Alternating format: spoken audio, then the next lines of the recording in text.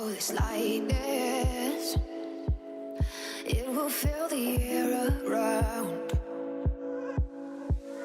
Oh, I'm not asleep or awake. How, let the future escape.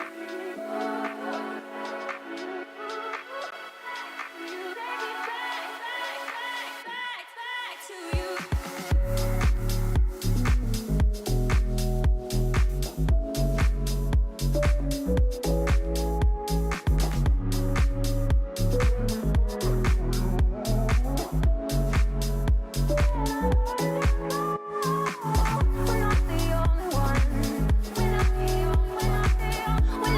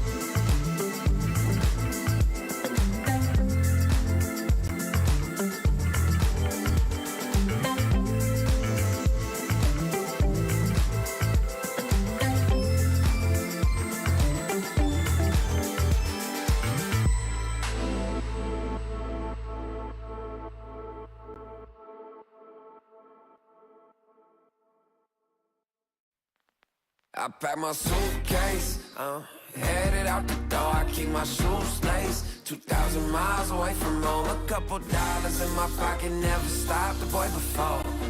I load my bags and hit the road. Miles past, turning back, found my track, face the fact, she a core one. Never gonna settle for none, stay up every night till I won. Don't want a slow rise now, I'm confident opulence isn't a long ride out. When I look back now, I'm astounded. A quiet boy from old age, but always felt the world was a stage, yeah. I celebrate one last late night, my old life ain't staying. I pack my suitcase, headed out the door, I keep my shoes laced. 2,000 miles away from home, a couple dollars in my pocket, never stopped the boy before. I load my bags and hit the road. I'm headed to LA.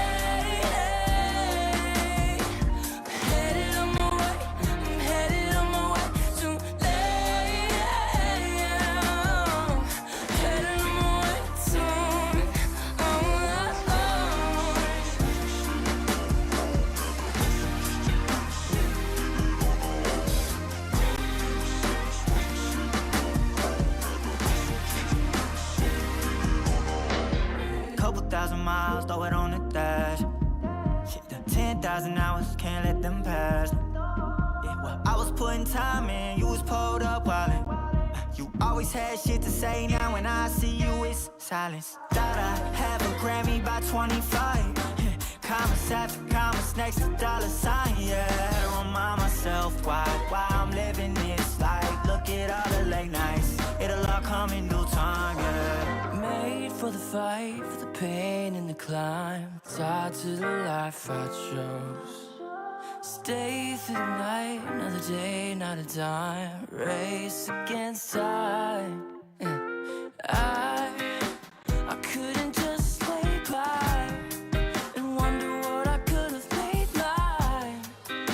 I'm closing on the moment, no one's gonna hold me down. I pack my suitcase, headed out the door, I keep my shoes laced. 2,000 miles away from home, a couple dollars in my pocket, never stopped the boy before. I load my bags and hit the road.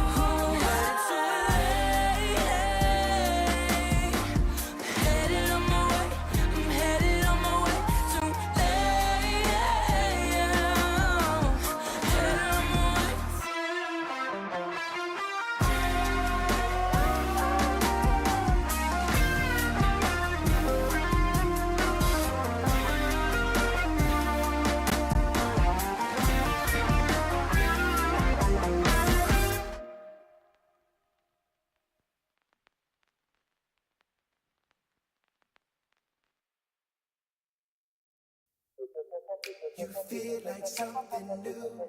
You feel like something. You feel like something new. You feel like something. Don't just stop it. Doing what you do.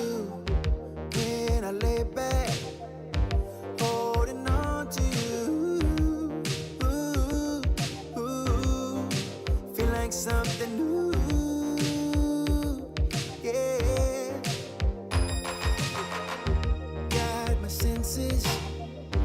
Here on overload, all my body is for you to hold. Ooh, ooh, ooh.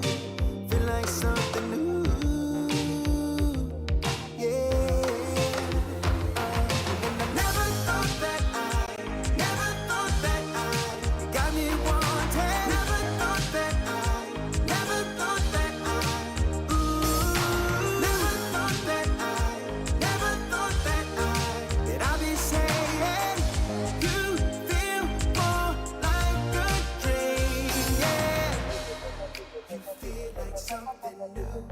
you feel like something. You feel like something new. You feel like something. I feel like I'm in another galaxy. Take my time in your eternity. Ooh, ooh, ooh. Feel like something new. Yeah. And I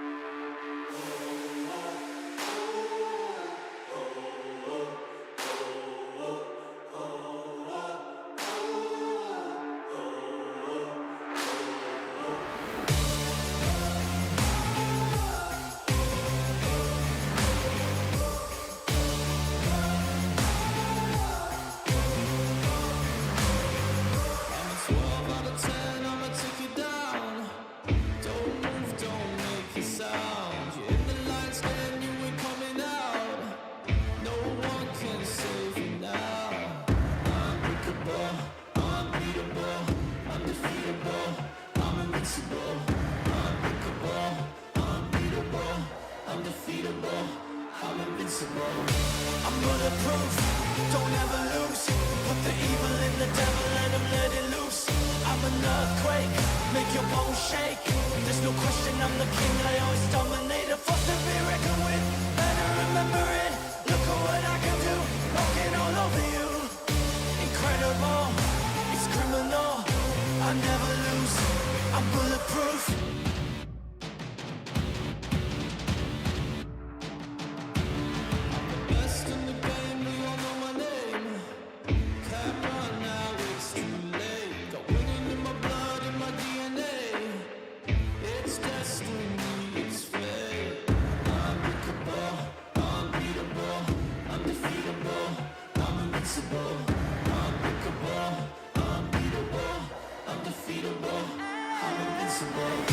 I'm bulletproof, don't ever lose. Put the evil in the devil, let him let it loose. I'm an earthquake, make your bones shake. There's no question I'm the king, I always dominate. A force to be reckoned with, better remember it. Look at what I can do, walking all over you. Incredible, it's criminal, I never lose. I'm bulletproof.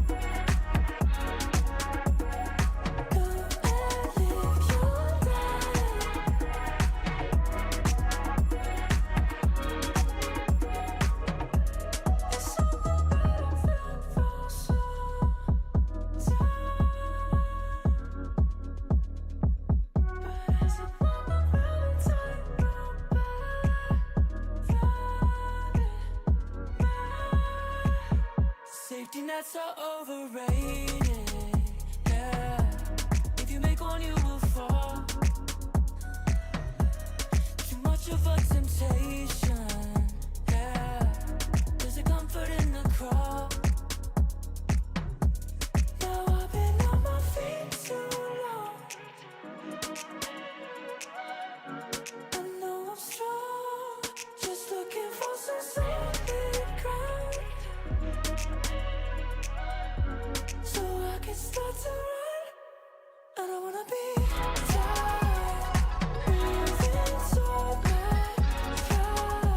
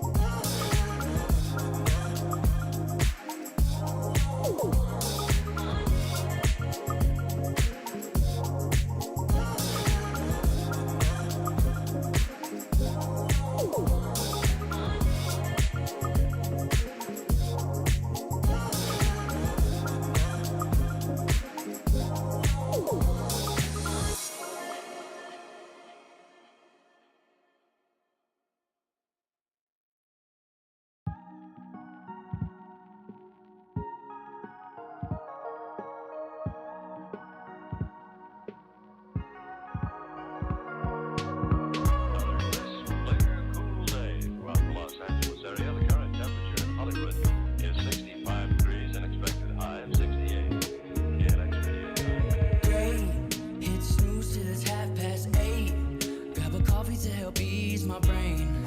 There's no time to bait. Climb out the sheets, find the jeans from a previous date. Grab the keys from off the counter, commute into the city, gonna take another hour. Man, I hate trading time for a way. At least I got a home and a job that pays. Faded from color, reaching to find where the wonder hides. Saying it'll all be fine, while you sit around and waste your time. Faded from color, stuck in the backseat and told to drive.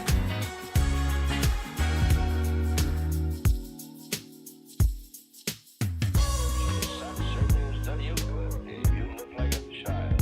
Well, thank you very much, Arthur. I've been very lucky down here. Feeling better than I did up north. Collars itching, faces switching, another cup of joe and I'm fine. Come 5, I can burn a fresh dime. Lifting up the burdens, putting weight on my mind.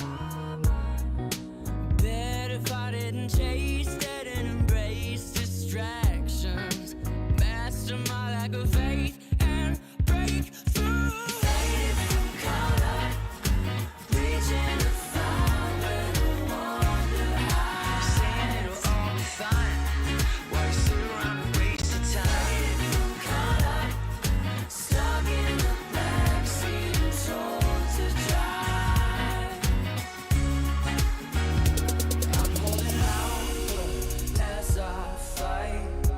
I feel my colors wash away. I'm finding my ground in the light of the hours I can't claim.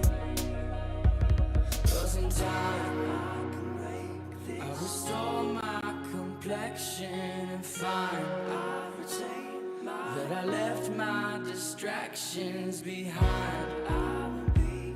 In the meantime, I'll blindfold my pride and keep hold of my time like it's gold. Faded from color, reaching to find where the wonder hides. Saying it'll all be fine, while you sit around and waste your time. Faded from color, stuck in the backseat and told to drive.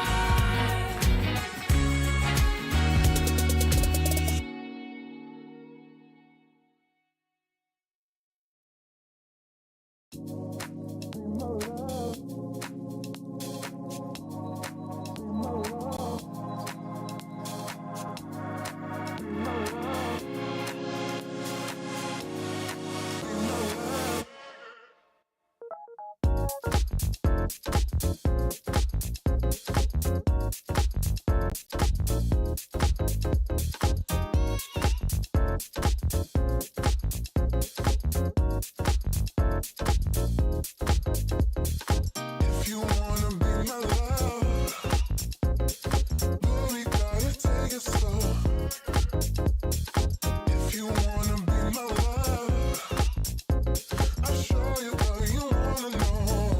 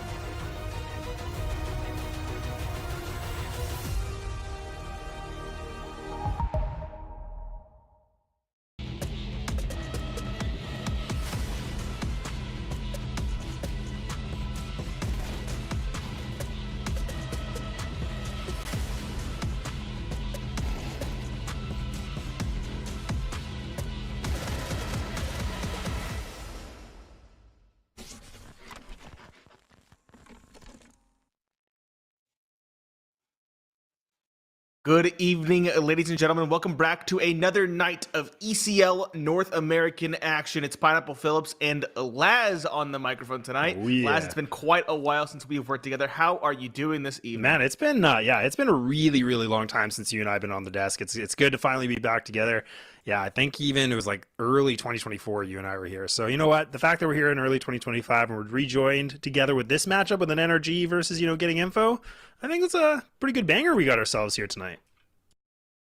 Yeah, it's a very solid match early on in the season. Of course, for those of you who need a recap, it is two best of ones this evening, two separate matches. Both teams will be given a point based on how they do. 1 point for winning, of course. So theoretically, we could see a tie at one apiece. We do have the group standings to go through. Again, I mentioned it's early in the season, but some teams, such as NRG, have really been blitzing through their matches. Yeah, honestly, it's really impressive. I was able to capture the first debut of NRG, like this new reformed roster with Bro, and they're already looking so good. They haven't really been fully tested, in my opinion, but the fact that they're sitting in a 6-0. They're already looking pretty much on top of the throne. You have Boss that's kind of with Noun sitting right behind at that 4-0. So, things are kind of, in my perspective, going the way I thought it would.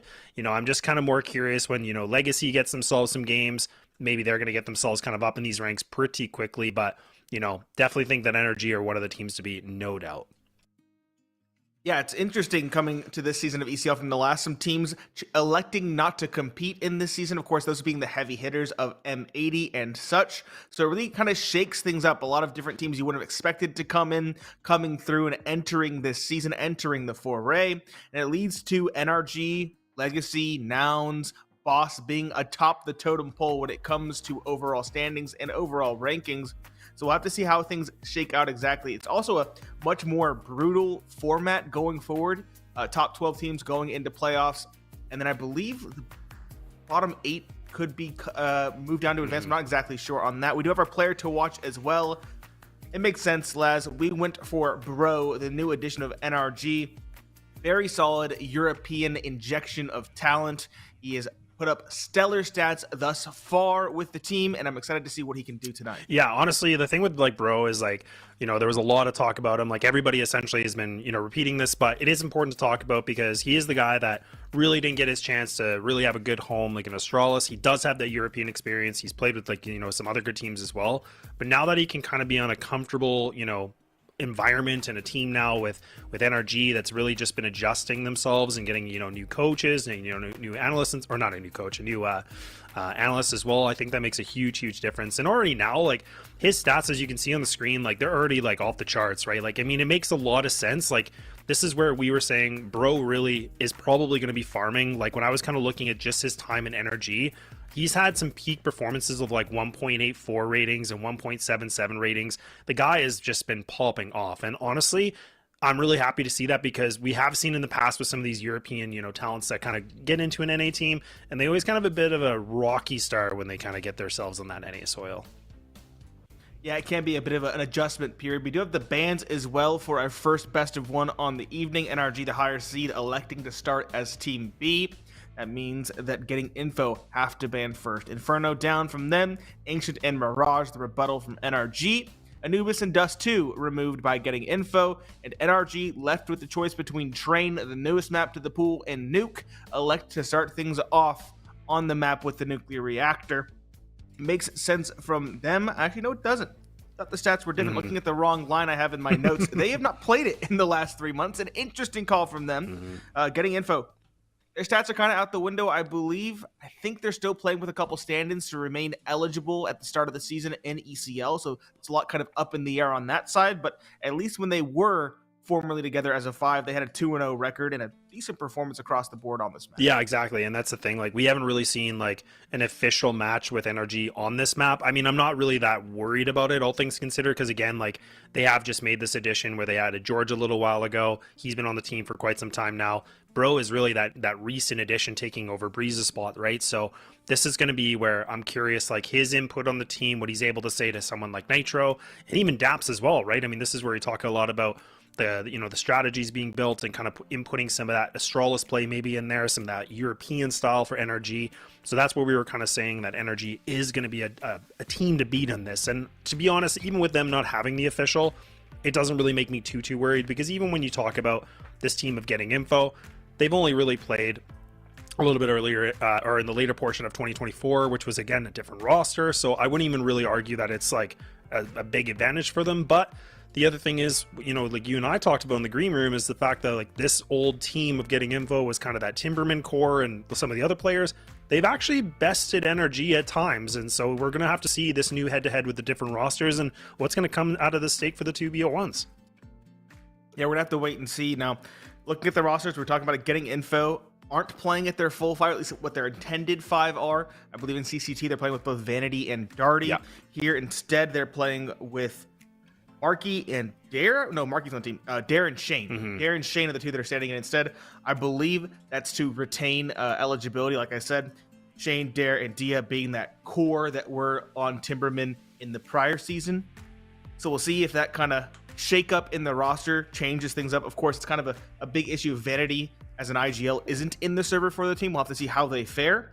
But I'm cautiously optimistic that we'll at least get an exciting match to watch between these two. No, definitely. And I mean, that's the thing too. Like when you kind of look at this team on paper, like again, like there's so many different things that are unique. I mean, you have Carson and Marky that, you know, they were in kind of different versions and nouns, but they are two teammates that have played together. You know, Carson has also played with this, you know, this triple core, right, with like Dare, Dia, and Shane. Like he's been with those guys in the past, like Choco Check, things like that. So there's a lot of familiarity in this group, but now it's kind of like just putting those pieces into this puzzle a little bit. And there seems to be a lot of rumors about this team just with the roster, what's going to happen, things like that. But when I'm looking at this matchup alone, this is still a really exciting matchup, because we have seen like Shane and Dare, you know, they played really well. Dia can honestly have these huge pop-off games, especially when he gets the op in his hands. So I'm impressed. And Marky has always been a guy that, truthfully, I feel like he's always just a phenomenal player and usually can deliver. So it will be interesting to see. Carson, I feel like it's been a little bit of time since I've been able to watch him. So he is definitely somebody I'm going to be keeping a little bit more of an eye on for sure. Yeah, keep an eye on Carson. It sounds like we are getting into the action on this first best of one, ladies and gentlemen. Of course, as I mentioned, NRG won it, judging by the starting side. They are on the early on.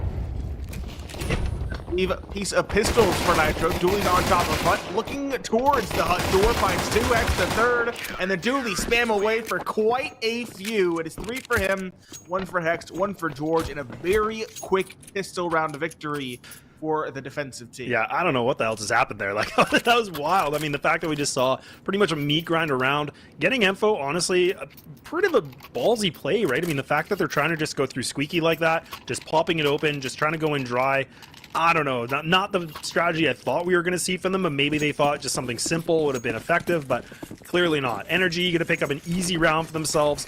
Now they're going to be loaded up here, Nate, because you can already see Famos is going to be here with the double MP9s, and you got even a couple of the different rifles here for the A4 and the A1S, so these guys are really not messing around. They don't want to mess up this economy, but again, zero investment made here from Getting Info. And this is just going to be the old ramp rush, and now, bro, he actually does get overwhelmed, so he's going to lose that MP9, but if they can get the bomb down on this too, this is going to be just icing on the cake. Definitely helped them economically. OC holding towards the J Hall, finds 1, spots the second on the tail end, gets 2. George towards Decom, prevents that bomb plant wish for Getting Info, and Hex puts that final player to bed over towards control. They stem the bleeding, losing just that 1 MP9 as he mentioned. Good for the CT economy. Also hamstrings the T's because the bomb plant isn't secured. Almost the best start you could expect for NRG.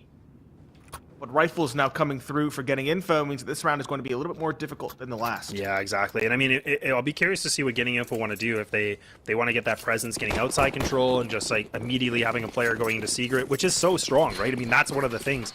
So we'll see if they're going to actually try to execute onto that.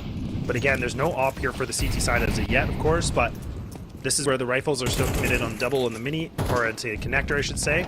Even OC getting ready here for the paw flash. That might even allow Nitro and George to go for a big swing if they decide to do this. But Getting Info, really anticipating some kind of a sneaky play through the smoke. Not going to be the case at all yet, but Nitro and George, again, they're playing the buddy system on this. This is a scary bit of an angle, and look, there's a swing already, and that's information gained. So now they can reposition really quickly, but Marky does one a little bit better as well. And Nitro, oh my god, I don't know how he's alive here, Pineapple. This is just chaos.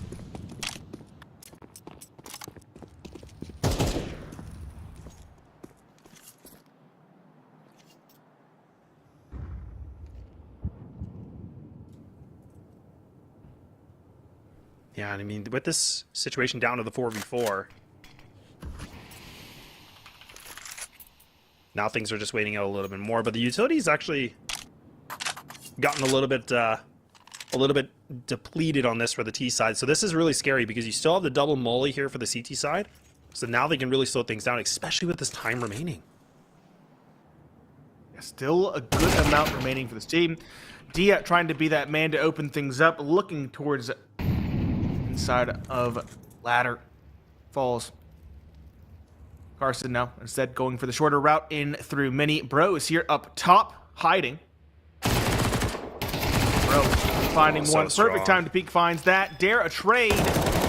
Plant will not be secured. Hex lurking out from lobby finds the final pair, and NRG secure the bonus victory. Get some AK upgrades as well. In fact, all 3 weapons being upgraded. Oof. Very, very solid start for NRG, and a difficult proposition now for getting info who have yet to secure a bomb plant. Yeah, this is tough because I was just going to say, like, and you did it really nicely. It's just saying the fact that, you know, getting info, haven't even been able to get the bomb down. It's making it just worse for wear here in terms of the economy, right? So you can see Deagles, a little bit of a, you know, Tech 9. They're just going to go for the double smoke on this. Might even just be the old faithful, just, you know, get the smoke wall out, commit outside, try to get into secret. Nitro might be able to even dunk these guys with this nade. This could be really good. It's not too bad, but that's some good work coming in from him and OC. And they are just farming now. They are just cleaning things up, playing Farm Simulator. And Nitro actually does get shut down a little bit here, so already finally gets himself down with the double kill. But an easy one for George. That's going to be the bomb as well. Now Carson in a no man's land in a really, really tough situation here. Tough situation, no bomb plant to attempt that either. Means he's going to have to fight. That rifle, not salvageable either. He does have some room. George is only holding for the cross, not holding secret proper, so there's a little bit of wiggle room. There's the spot. Good timing from Hext.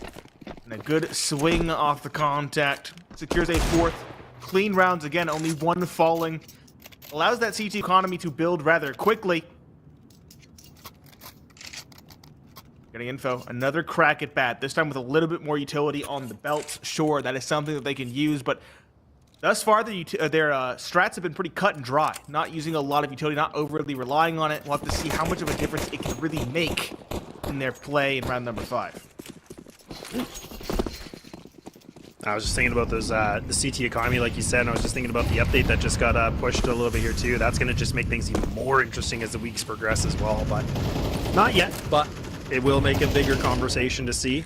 Because like you said, the importance of the CT economy is just huge, right? I mean, it's so easy that it can just be, you know, stunted and pretty much completed so quickly. But like for a round like this, for NRG being up 4-0, like all it takes is just losing this round just to essentially just restart everything. But not going to happen here on ramp because, bro, he's just having himself a little bit of a field day. And now his team's just going to crunch into lobby.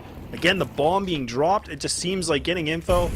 They can't even get themselves a bomb plant. They are trying everything in their power, but it's just not enough. They're only getting info. They're not getting control. They're not making these rounds too competitive.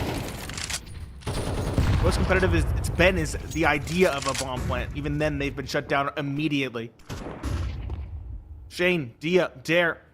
That core from Timberman in the prior season. The final trio left in the round. NRG just smothering control. And had a third rotator around in towards ramp to hold for the flank. That means the bomb is firmly in the defensive player's corner. And you can just see Hex, it looks like he wants to peek this too. But again, he's playing very disciplined. I love this. The fact that, you know, he could try to peek this if he wanted to be a little frag hungry, but instead, some really good discipline, just going to wait things out. There's only 20 seconds remaining, so this is the thing. Like, getting info, they got to go. And now Nitro's going to have this information. Bro's just going to have the crossfire as well here. OC boosted. And even with OC just missing all the shots, oh no, that's not going to be good at all. But now Shane, Nitro just needs to be able to find these kills, and indeed he does. Captain America one more time. And they are, I don't know if they're going to have enough time. This is right down to the split seconds, and look at Hex. The guy's a magician. Down the vents, the reverse 007 as well. No assists, no deaths, and 7 kills for Hex. 8 for Nitro. And again, the closest they get is the idea of a bomb plant. They start putting it to dirt. In fact, I don't even think they had enough time in that round. And that's as close as they get. What, they got 2 kills in that round, if I'm not mistaken. Maybe 1. Yeah, it was 2. Not looking good here, Nate. This is not looking good at all. Again, it kind of goes back to that issue of not having your starting 5, having to play with players for the sake of eligibility in the early goings of ECL. Again, not playing with the IGL. It is confirmed Vanity was the IGL, or is the IGL for this team, when they're at their full strength. I'm sure Carson's probably picking up the mantle right now, given his rather lengthy stint IGLing for Nouns. Dia, spamming with the Deagle, finds 1. That's a good opening onto OC. The rifle's not recoverable. The NRG are still ready for this outside yard crawl. Yeah, just so many players committed to this too. Like Nitro and Bro, they're really playing a good system together. Nitro now, oh god, is a bit labored. And even Bro's going to actually steal that away from him. But I like the fact that these guys are really playing a nice system together. That's a little bit different than what we saw before. But now Carson, he's got himself into lower. He's actually maybe going to get this bomb plant. We're finally going to be seeing getting info. Maybe getting a bomb plant down. First time in 6 rounds. And it's finally happened here, Nate. Overdue, but better late than never. NRG, though, very proactive on their rotation down. Already have good control. Looking for the lurk. The flank is Nitro. He's low on HP. He needs to be careful. In fact, he does fall. 1 body shot from the Deagle does him in. George gets the information. Bro throws a flash. Good flash as well onto Dare. Hex also springs in through Decon. And they know where the last was. The vent drop gives his position away. He might be able to stop this defuse. Bro closes the door in his face. Hex gets the kill for good measure, coming off the defuse. Still plenty of time. Only 2 players falling once more for NRG. Sure, they let the bomb plant go through, but at this point, getting info or investing almost every single round. NRG are still flawless when it comes to the round count, 6-0. Yeah, this is looking really, really good. Again, like pretty simple work from NRG, but again, they're playing a really good system, like just double players outside. They're not just leaving it for these 1 versus X duels. So things have really changed up. And now even for round number 7 here, we're actually going to see for the first time ops on actually bull side. Now Dia's going to have it for him. OC's finally going to equip the big green as well. And Dia's been really, really quiet this game thus far. So hopefully we now with a little bit more confidence here with the boomstick, he's going to be able to find something. But look at even OC's positioning, strong against the red box. Looks like he might get actually flushed out, but he's trying to see if he can get this timing against Marky. He should be able to. Yes, he does. Peekaboo. And while he's flying, OC still sticking around as well, finds a second. Shane's not be crossed back to safety. Not the case. Dare in Africa finally finds 1. Carson doubles down, so now it's a competitive round still. Dare doubling down, finding yet another in the yard, and finally shutting down the hold of that side of the map. Dia shifting gears back in towards the lobby, looking perhaps to go towards ramp. That's likely where the gap will be. Read well by getting info, who now inch forward. Hex and Bro, gotta play it together. Clear things out in the yard and then go from there. They know it's the likely players in towards lobby. It looks like Hex is electing to go for a hero play on the flank. Bro, also making the right call. Going down through secret. This is going to be a B play, at least it is for the time being. 40 seconds left though, getting info can shift gears once more if necessary. Yeah, this positioning of Bro is really important because, again, like you can already see he's just inside of control. So the fact if he's even able to find a duel full back, that's going to make getting info a little bit more scared here because time is dwindling. It's down to the 25 seconds. They have that bomb plant control here, so the smoke's going to come through. Bro's actually going to play this patient. He's going to wait things out. He's not going to make a peep. But they have the mollies here. They should be able to flush some of these players. Now Hex is making himself a little bit known.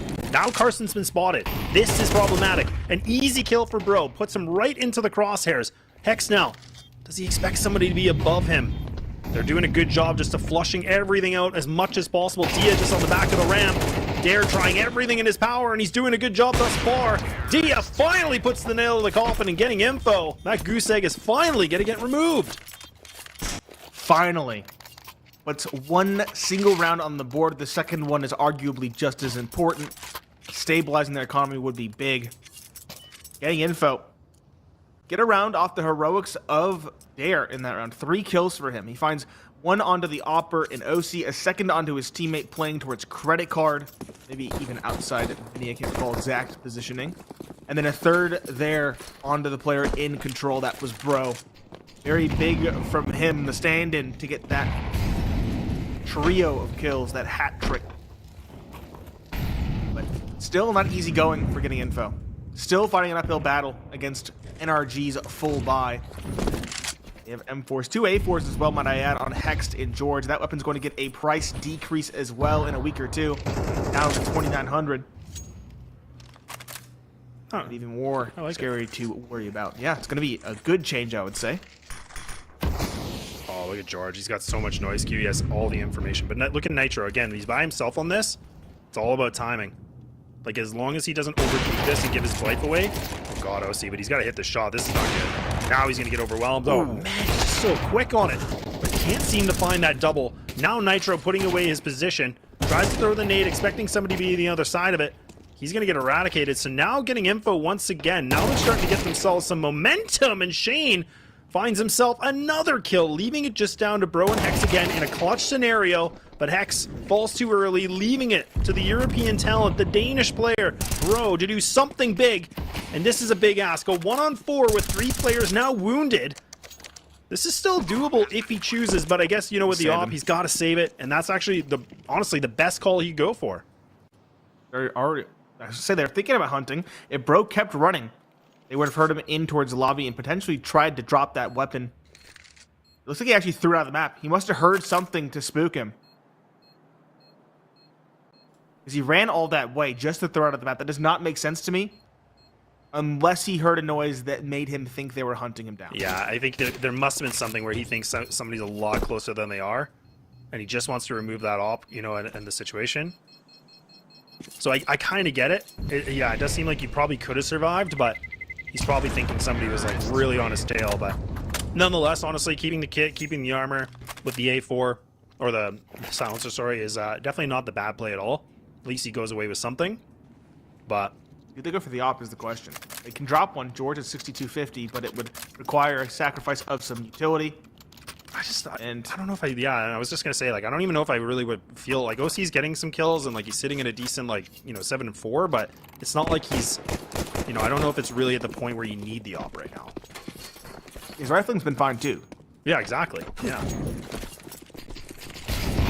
Nitro making the compromise onto the FAMAS, also getting a price decrease, don't know how much yet. It is the season of CTs. Once season 1 drops. That means train's in, baby. It's in our pool, but it's not in the premier pool. Looked like a simple, straightforward play towards A was the call, but the molly in towards Hut stymies it. Push in towards Trophy yet again for Bro. He'll find 2. And OC will support to establish complete control. They will maintain that position at least for a little while. They're compelled to go towards A. Good opening. He's been very solid with the rifle. He was slow to start, but now he's coming into his own. The individual is beginning to wake up. And NRG still maintain a tenuous lead, 4-3. Bro on low HP, and only 2 flashes on the belts for the CT side.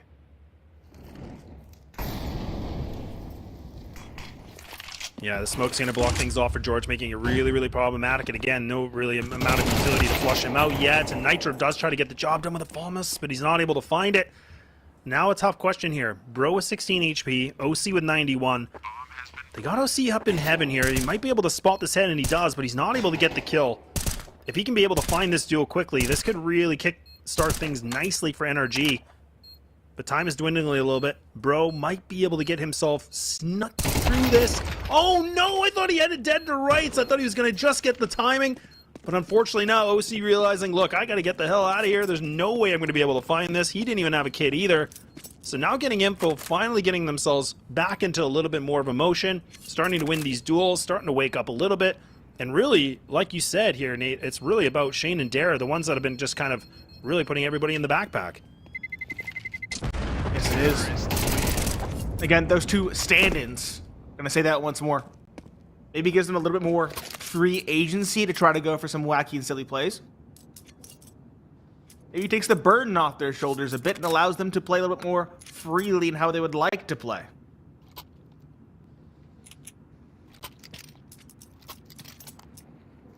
Three rounds now for getting info, and I didn't think it was going to be possible, but the NRG money has been broken after their 6-round dominance.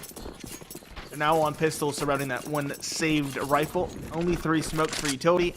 No kit in play. Eagles can most certainly hit heads. OC spotted that player dropping, a little bit of a delayed response, but the information's there. Spot outside top credit. Spam so close for OC, but it does not quite connect. Yeah, and again, this is where we were talking about this in the beginning. We were saying, look, for getting info, what's going to be the game plan? And really, it's putting a really good test on just getting this outside control. This round especially makes the most sense just because really they know they only have to worry about one rifle. But from what we've seen in the past, 3 or 4 rounds is really just trying to get that control, trying to get themselves some real estate to work with on the map, which makes a lot of sense because if they can obtain it, oh my god, I was going to say maybe easily, but no, OC makes it a little bit more difficult. Now getting info, going to switch things up. They've given up outside, now they're going to go for the ramp control, and that's fine. Nobody's committed here from NRG, but the rotates are already happening. Bro in a great position here with the Deeg. And even OC strong in the position of red box here. If he's able to find at least one more, this could really just, again, help them out. And perfectly done. Looking for a little bit more, a little bit too hungry on it. And now, Hex needs to do something big with a 5-7. And dear God, Nate, again, the bomb. It's dropped down in the worst position. It's dropped top left. That means Hex can get that rifle more or less free. There it is. A rifle for Nitro down towards Tetris as well. It's Shane and Dare, that duo we said that have been individually popping off to save this round from the clutches of the half by Nitro. Back to Tetris, his teammate on site. Dare taken out, beheaded by Hex, who looks for more. Shane, a trade, but with 9 seconds left, he dives for the site out of desperation, and he finds no safe harbor. 3 survive, 3 pick up AKs, and NRG are back in the driver's seat. Yeah, this is good. And honestly, again, I gotta give a little bit of kudos here for OC. Like, he was somebody when I first was watching NRG in their debut for this season of 49, I was like, look, I'm loving this roster. This is an NRG I can definitely get behind. There's a lot more for me where I wanted to see what OC can bring to the table because I know there's been a lot of question about him, just his style hopping. Is it going to work with different, leadership? Is it going to work differently with new players? And we're seeing him getting aggressive. We're seeing him actually finding some really good impact. And like you said earlier, like his rifle has actually been, quite phenomenal. Like even just this previous round, he was able to find a double or 2.5 kills essentially. So now if we can maintain that same composure, this could be a pretty big lead here for NRG to, finish things off on the CT side. But getting info, they do have that op as well here for Dia. And again, they're just kind of going right back to the bread and butter of just, toying with outside, seeing what they can get away with, but getting ready to crunch. And NRG, they're actually staying a little bit more slower pace on this one, Nate. They're not actually crunching lobby as what we've seen before. Interesting. They know the economy from getting info is likely going to be at least a little bit compromised. Let them make the move, let them expend their utility, and let them draw out the round. Opt for Dia. Slow crawl outside, drops the IGL of Nitro. Good one to find. Marky probably going to go through that smoke, look for the upgrade.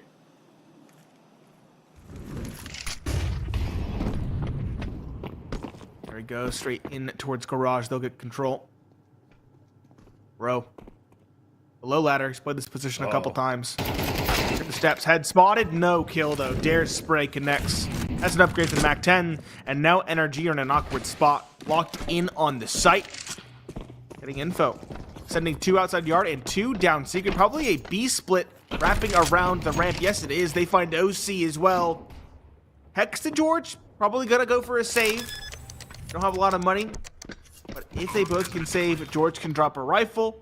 Nitro and Bro will buy for themselves, and they will have a semblance of a full buy in the final of the first half. Getting info, though. Have indeed found their footing. The question is, will it be too late? 4 rounds, even 5, potentially on the table. That would be a good start on the T side, all things considered. Yeah, it really would. I mean, there was one point where we were talking, I think it was like 6-0 for NRG, so the fact that really we've seen a really good comeback in the sense of, just clawing themselves back in this game of getting info, you got to give it to them. Like, that's a good thing because it's never easy to do. They didn't even call a timeout or anything. They were just like, you know what? We know we can frag, we know we can duel, let's just go for outside, win these fights, and that's exactly what they're doing. So they're just finding these engagements. They find, a lurking CT, just kind of overexposing a bit. But now it's going to matter most here, because like we said, last round of the first half, and getting info, have really found themselves in a good stride, picking up some good rounds in a row. AWP is still going to be available here for NRG. We'll see what OC is going to go for it. Is he going to go for the outside play this time, or does he want to mix things up? We haven't really seen him, contest on secret stairs or anything like that. It's really been Nitro playing that position. So I think a lot, again, is going to ride on OC, but he is going to commit to the ramp. He's going to look for a little bit of a swing here and try to find himself a dinger.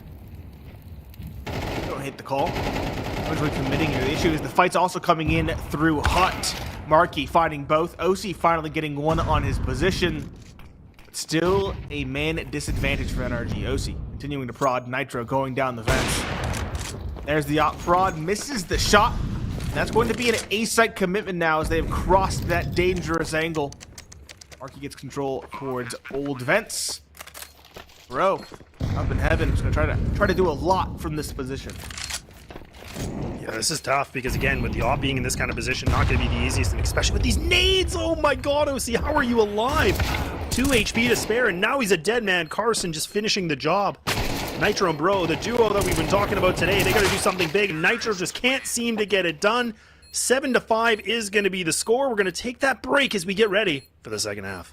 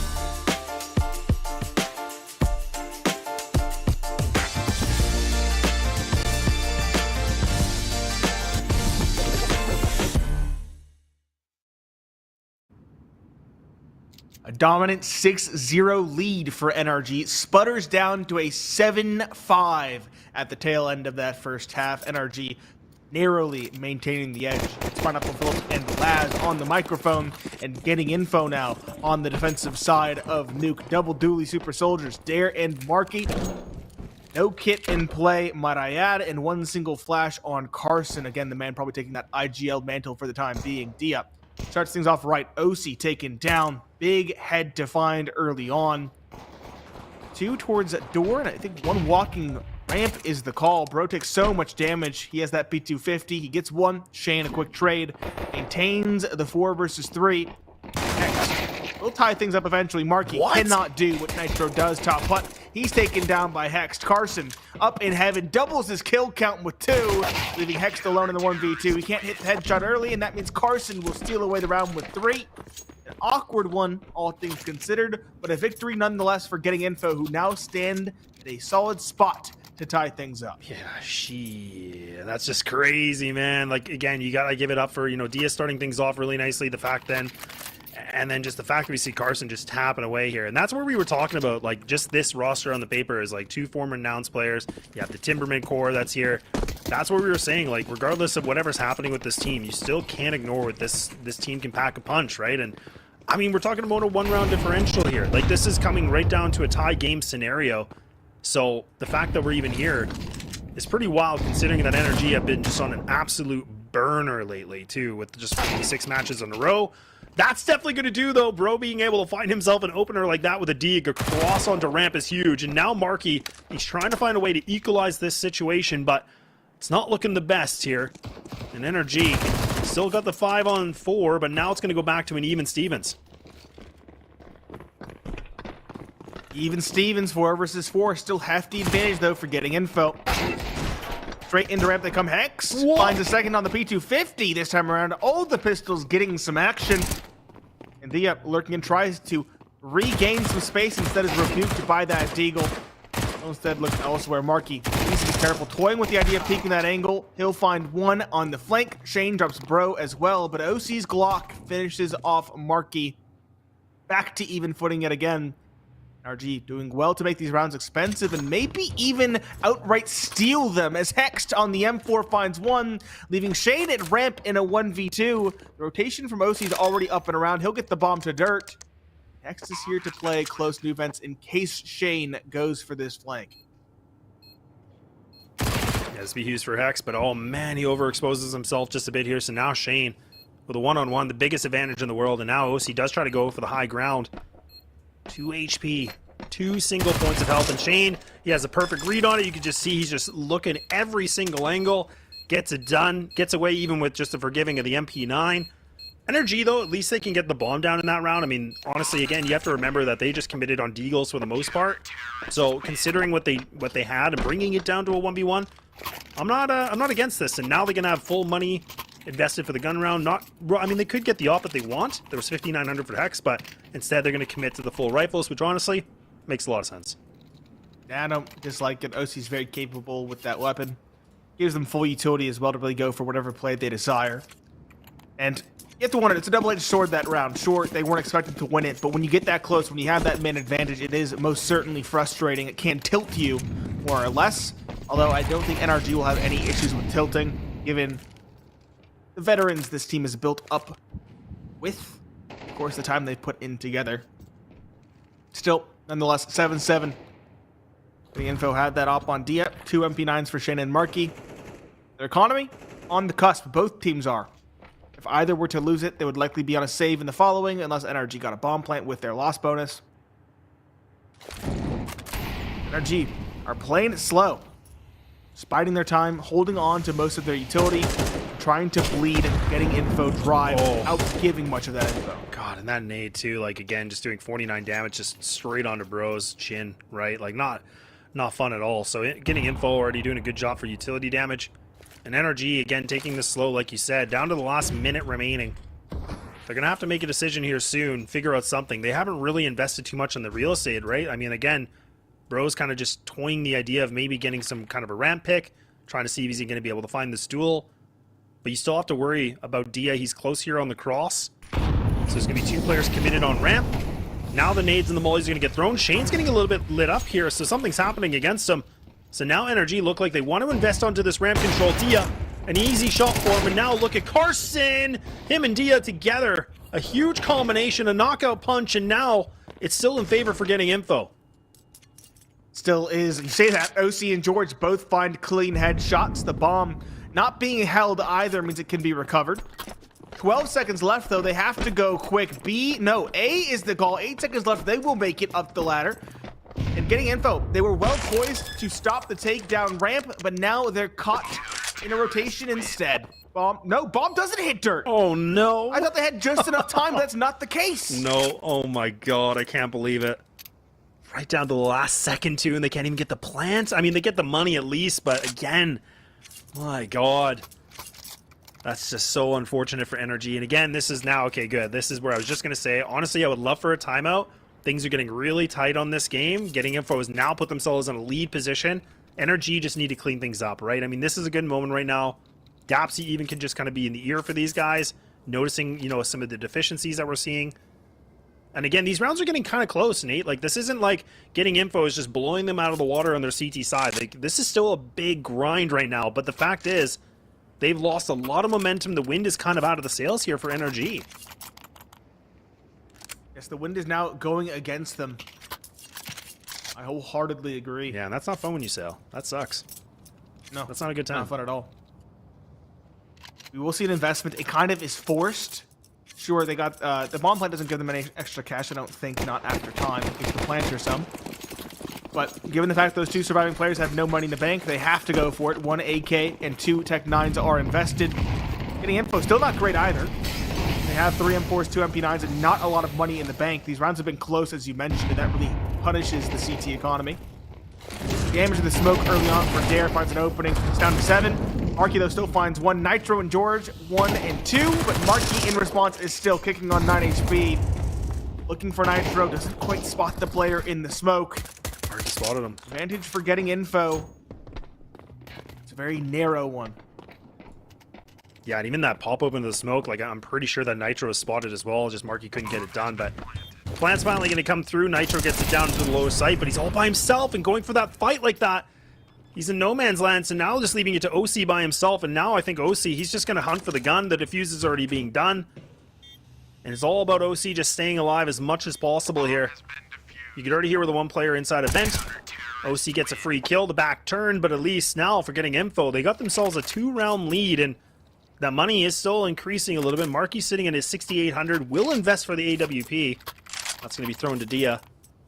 But now what do we see for NRG? They get this plant down, now they can invest the money for the guns.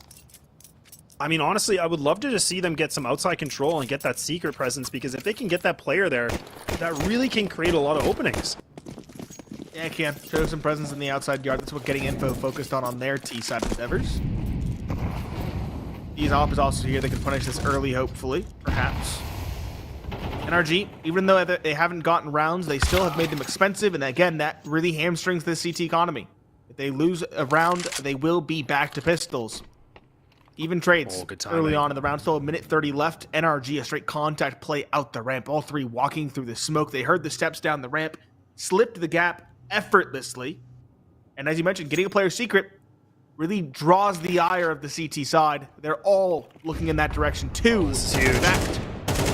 This flank now in towards the lobby and into A. Should yield through. What? OC1. Shane, a triple though. A spray transfer on the Nitro and OC. And what looked like a masterful play, a masterful slip of the gap, is instead shut in NRG's face thanks to individual prowess from Shane. Dear God, this is what we were talking about again for someone like Shane. Like, he can be a powerhouse. He's a guy that can just put up some big numbers, and we see it there in a position where he doesn't even have an advantage. He finds a triple kill, just shutting down everything for NRG, putting Hex in a terrible position right now. He's got the 1-on-2, he's got the bomb in his control, but again, he's going to have to drop. He's going to make this noise queue. Unless Marky overexposes himself here, that might be a little bit of an opening. Now that molly going to get thrown, that's going to be the noise queue. He's going to commit to the plant. Oh, I don't even know if he's going to have enough time, and he's a dead man, and there we go. Man, oh man, I can't believe we see a moment like that for Shane. I love that play from NRG. You could see it that bro had all the noise queue like you were talking about. He's like, look, let's just flank onto heaven. It was the perfect play. It really was. NRG had the best thing. They took down the Opper. I thought they were going to be able to get themselves in that inner sight, but man, the heroic play of Shane is just something to behold. Shane, Dare slowed down a bit. He's not tied with Marky, but Shane has swiftly ridden up the numbers. He's at 18. I think that's the top of the server. Yes, it is. Hext is behind him at 17. Shane, as far as I know, free agent. Could be wrong. Putting up good numbers and a good case for himself to get picked up when the time comes. NRG, gonna buy what they can. 3 Galils, 2 AKs, decent enough utility, but they need a new fundamental game plan. because they have gotten nothing on this T side and have lost 5 rounds in the process. Yeah, that's the scary part too, right? Again, I was thinking the T side might have been something really to look out for here for NRG, just from what we've seen so far in their ECL endeavors. The T side has really been like the moneymaker, right? The CT's been a little bit more shaky, just because, again, I definitely would say CT side can definitely be harder, especially with the big swings and the Ferrari swings that we do see. But like you said, NRG, the fact that they're sitting at 5 rounds deficit, now with a 10-7 in favor here for getting info.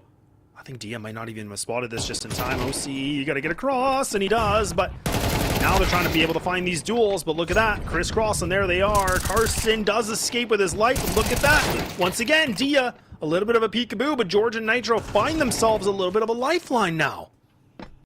They do. I like the idea of them getting info. They go to punish the exact play that nearly did them in the round prior, but the execution wasn't quite there. The individuals from NRG bailed them out and give them an advantage in the post plant. 2v3 for Shane and Dare. Post plant positions are so good for NRG. Is there a kit in play? Doesn't look like it. That's an oversight that could come to bite them. It probably will come to bite them, in fact. And their economy is still shambolic on the getting info side. George mollied into a fight, perhaps? No, he's going to think better of it. Defuse will be attempted from Shane. He's trying to do damage at this point. Keep all 3 players on the site in hopes they go down with the bomb, go down with the ship. But I don't think the bomb will even go off. No, it will not. NRG on the board, and again, it's far from over at this stage because that CT economy has been broken. Yeah. And that's what we were saying, like the fact that there was 5 rounds in a row being gained here for getting info. All it takes is 1 round just to, again, kibosh this whole money system. And that's the thing that's so frustrating about the CT side.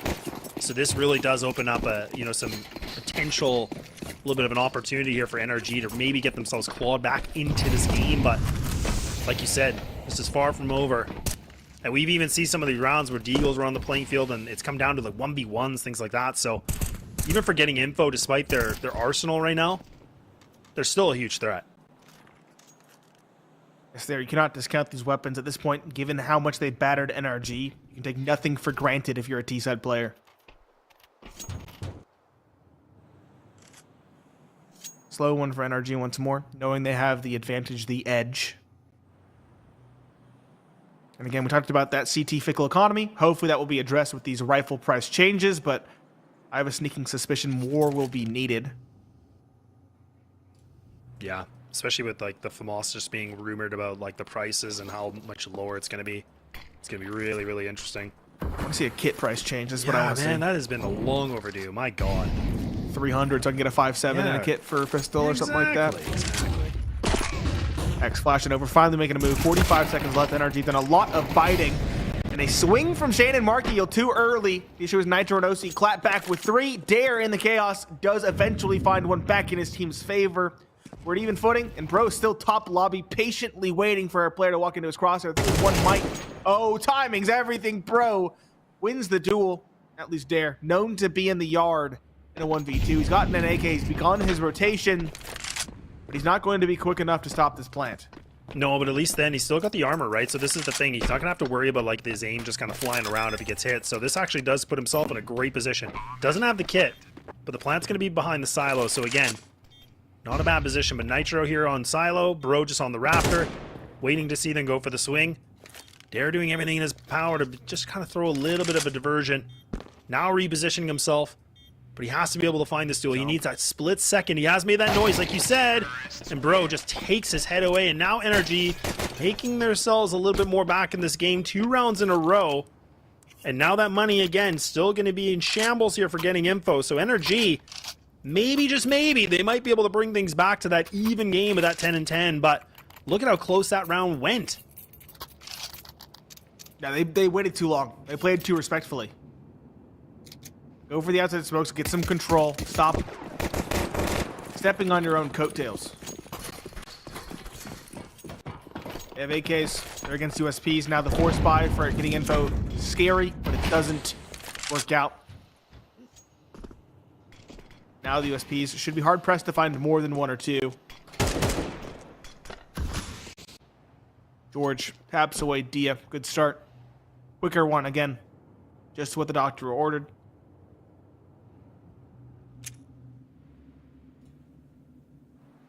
I like the stack though. Say making a trap down in towards secret. Yeah, I mean, you got to go for something, right? You got to gamble something. So I always like when teams kind of have a fun little bit of approach to it. But we'll see if NRG actually like fall into this mousetrap, if they smell the cheese, maybe the wrong cheese. But They didn't still use cheese. I don't know. I don't think they do actually. Isn't it like peanut butter for a long time? They probably don't even use that anymore. I think it is peanut butter. I think it is peanut butter. Okay. It's oily. It's probably gives a bit of a scent. I don't know how much of a scent cheese gives. Yeah, unless it's like gross stuff. Yeah, exactly. Well, at least NRG, they got the right smell here. It's going to be a free site, so the stack goes against them.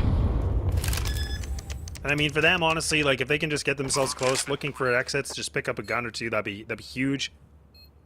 Like again, like nothing really invested onto this, no utility, nothing. It's just USPs across. So yeah, they're just grouped up on outside. They're in yard.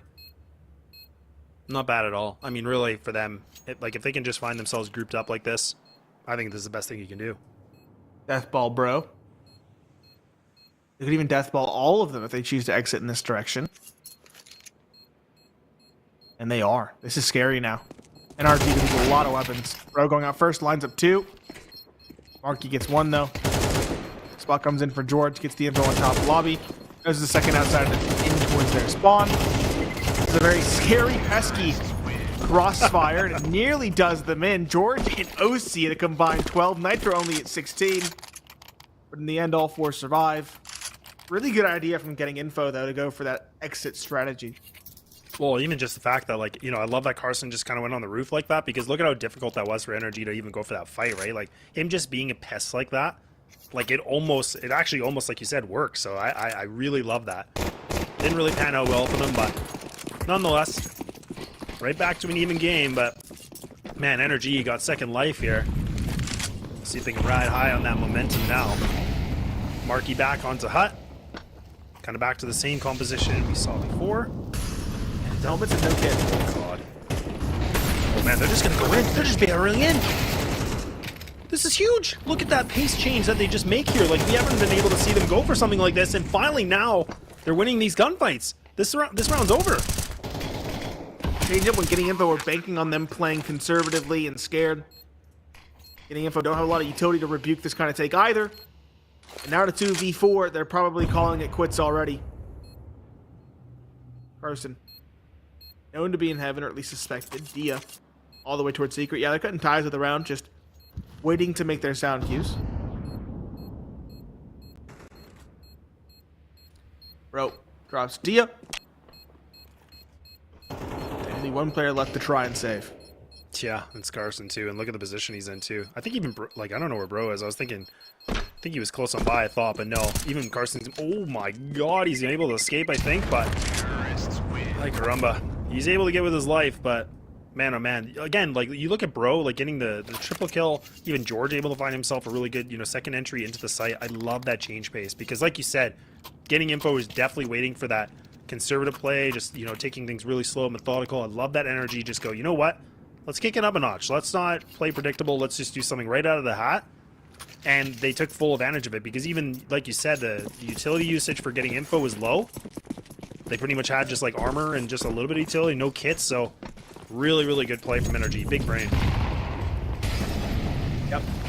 Veteran IGL shining through in Nitro. Pistols for that 1 saved rifle. Compliment it. Oh my God. Carson on the hero swing. Going for the delayed lobby crunch at the point as the entry. Swings by for 3. Bro and OC, the final pair, left wondering what happened. What fell apart is they're now locked in. 1 top lobby, 1 back door. OC gonna try to drop down to support his friend. The drop is heard. There's information on 50% of this NRG squad. Yeah, taken down, but now OC's known as well. There gets the trade. OC has to do it all. And unlike Carson, he cannot convert the spray transfer back to even footing, and a explosive rebuttal from getting info. Dear God. I mean, like I was just talking about big brain, right? Like a decent play there, and then all it comes down to for getting info is just the fact that Carson just goes for a massive swing. He's just like, all right, hold my drink. I'm gonna do something big here. I gotta do something, and just pops off with a triple. Like catches them off guard too. Like the fact that they were not prepared for that kind of aggression. So, look, that's the exciting thing we see from Carson. Like you and I have even covered him way back in the past, where he can be that big rifler that can just kind of be pretty aggressive and pretty sporadic that way. So finally we get to see that spark from him when it matters most. And NRG now burning through their last timeout. I don't even think getting info's called even one yet. So these guys are feeling really good, and it kind of makes you wonder the attitude and like kind of the team speak or something. But NRG, they're starting to sweat now. Yeah, as we talked about, this isn't their full five. Playing with two stand-ins in Dare and Shane. It is interesting watching Carson, though, because Carson has been an IGL at this point for a long time. He was an IGL announced. I probably think he's IGLing now because Vanity isn't here. So I really want to see him get unleashed. Hit his individual stride like he had before. The continuing that aggression in towards Hut this time around. He has the op. Surprise shock factor peak catches George. Double up and ramp for Carson and a teammate in towards J Hall. He will fall back as Dare is dispatched. Text finding the head there. Full rotation down towards B, and Bro has slipped the gap perfectly. He did it before at ramp. He's doing it now this time towards A. He has sight control. All three players, one down vents, two going secret. Might have gotten that sound cue onto Marky. I couldn't tell if it actually came through. 4 versus 3. Heaven control. Everything going the way of NRG thus far in this round, and that should give them map point. Yeah, I really should. I mean, again, unless we see something from getting info where they find a kill quickly, but even Hex just being in that position, he actually does spot Carson. So you can see he kind of just plays a little bit more passively on this angle now. Definitely the right play. But I mean, man, that's the thing that's unforgiving about a map like Nuke. Like, the CT side is so critical because these rotates, they have to be clean. They have to be perfect, essentially. And you can see they overpeaked on it. Actually, they're going to commit the flash. Carson's going to try to entertain this idea a little bit now. Doesn't get the life of Hex. He actually does stay alive. I don't know what he's doing. He just kind of becomes a sacrificial lamb, but at least they can get a kill. Yeah, they just want to just buy the time as much as possible just to get them killed by the bomb. Not. Ooh, it is going to happen. I was going to say it did not happen, but yeah, no, Nitro and OC, they go down. So getting info, again, that's a really nice play from them. Yeah, and a lot of players are relatively low. Bro and OC won't be able to buy full utility with AKs. Yeah, that was nice. I didn't think NRG were going to buy that hard on it. Like, they really did. They were so scared that they were actually going to commit to that. But, I mean, why not, though? I mean, teams do kind of throw those a little bit of a Hail Marys. I get Hex trying to fight for it. He's low HP. He's not getting out and surviving. Everyone else, yeah, I'm surprised about it. Getting info, solid investment. They had that off still on Dia. And NRG switching it up. They have a max 10 on OC. Straight out A they go. Shane backside. Good for 1. Good for 2. A third secured on the final rounds of the magazine. Bro and OC find 2 out the door. Bro's on low HP, and it's a 2v3 ahead of the player having with the off. No, it's Carson instead to find 1. Carson not quite the second. Nitro, the IGL, only good for 1. And this map is not over. Somehow, some way, getting info, get enough info to secure 12 rounds, and they now send us off to overtime. Absolutely wild. What a way again for getting info to keep themselves in this game. NRG were trying to go again fast and furious. It does not work. They crash and burn, and getting info have now put the band-aid on. They're still in this game. Boy, oh boy, things have really started to turn the tide now. OC going to equip the op as well. Dia ready to go. We'll have to see what's going to be a little bit different. Now Dia, before we saw he played really aggressive into Hut. This time he's going to go right back into Yard, just playing the standard setup. NRG getting the mollies ready here for the inner crunch, potentially. Things have really just become awry. I mean, again, getting info has just been showcasing a lot of these individuals like we talked about on the pre-show so much about, and like kind of that firepower they really bring to the table. You gotta love it though. You do. Getting info as well, their biggest kryptonite now out of play. That of course was being their economic difficulties. It's what, is it 10k or 12k, 12.5k, I can't remember, I didn't look. But it means they can full buy. They have M4s, they have utility, they have the op. Speaking of, that's a missed opportunity for Dia. Catching the players crossing. Dare will go down the vents, but he's a lot of hate coming his way. Three, in fact. 3 players full of hate. George caught on timing. Good peek from Dare. Carson also now rotating around towards control, ready to slink in behind when he hears the sound cue. Looks like NRG are pivoting towards an A-site play instead, and there we go. Carson slips the gap, pushes up behind, and suffocates both players down towards Decom. OC and Hext down for the count. Nitro and Bro, 2 versus 5, slinking out towards A. Do they have the ball? It doesn't look like it, but I could be wrong. Marking towards Tetris, finds Bro, good trade for Shane. And Nitro, the Agile, might find one, but he shouldn't find much more. 11 HP and no time. The USP of Dia does him in. And getting info, steal away the lead once again. Yeah, and that's such a disappointing round from NRG. Like, honestly, like, I think that was OC and Hex that were in the lower stairs. I mean, the fact that both of them were kind of, like, essentially just looking at vent. Like, they were expecting some kind of weird wide swing, but in fact, they're looking at the wrong place at the wrong time, and they just get eaten alive, and that's an easy double kill for getting info. So, I mean, again, huge for them, but NRG, a bit of a mistake. I don't know if the communication was something different. I think I saw Carson jump when he got to the top of the control stairs. Okay. He might have faked it eventually. Okay, maybe, but now, I mean, okay, look, NRG again going back to an old faithful quick strategy. They want to try to do something. Hex missing the molly.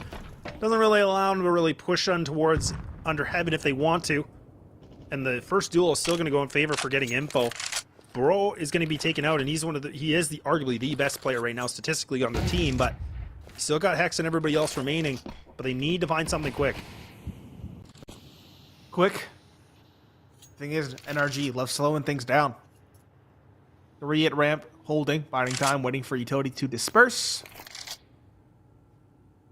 They're all kind of dawdling. All 4 are here.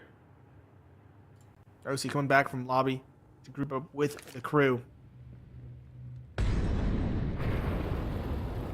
55 seconds left, still a good amount of time. Only 2 smokes, 1 Molotov, and 8 and a couple flashes left for NRG. Did you hear that noise cue? The nades dropped? Surely they land directly on the person. They don't make noise, I think. Yeah, fair enough. Because I was going to say Carson should have been able to pick this up, maybe, but he's in a great position again. If he can hit the shot and fall back, this is going to be massive. Oh, God. Okay, at least he finds that first. But look at Dia again, right there to assist him. Another one, too! Oh, man.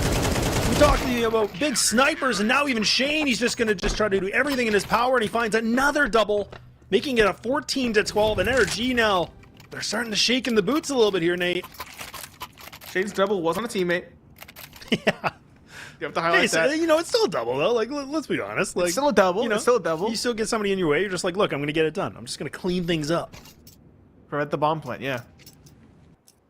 And Diaz op coming in critical, finding that trade for Carson, and then no-scoping someone through the wall and through a smoke, might I add. Gross. A little bit of luck involved, but let me tell you, no-scoping is mostly a skill. Pretty much insane, yeah. NRG, again, change of pace is what we want to see. We talked about it. It gave them some early success, getting aggressive, changing it up, catching, getting info with their pants down. And they're once more just holding for presses. They will be given that kind of aggression, but the issue is Carson's feeling himself, as is Dia. Both finding one. Carson a second as he flies around the box in ramp. His smoke, well, it was flubbed, still is yielding success. He is off now through the smoke.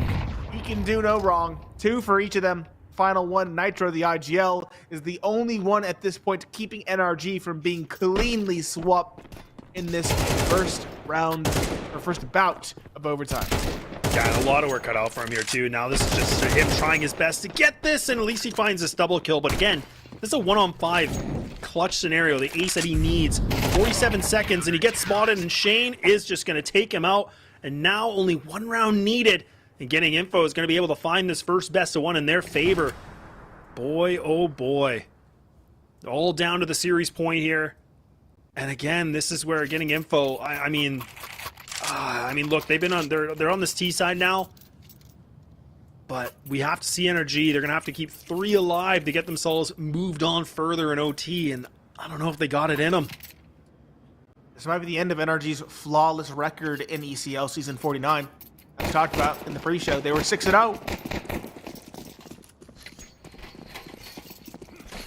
Might finally see a blemish on the record. Ops for both teams. Yeah, and Rep almost again finding one through the smoke. Aids open this one. Bro slips the gap.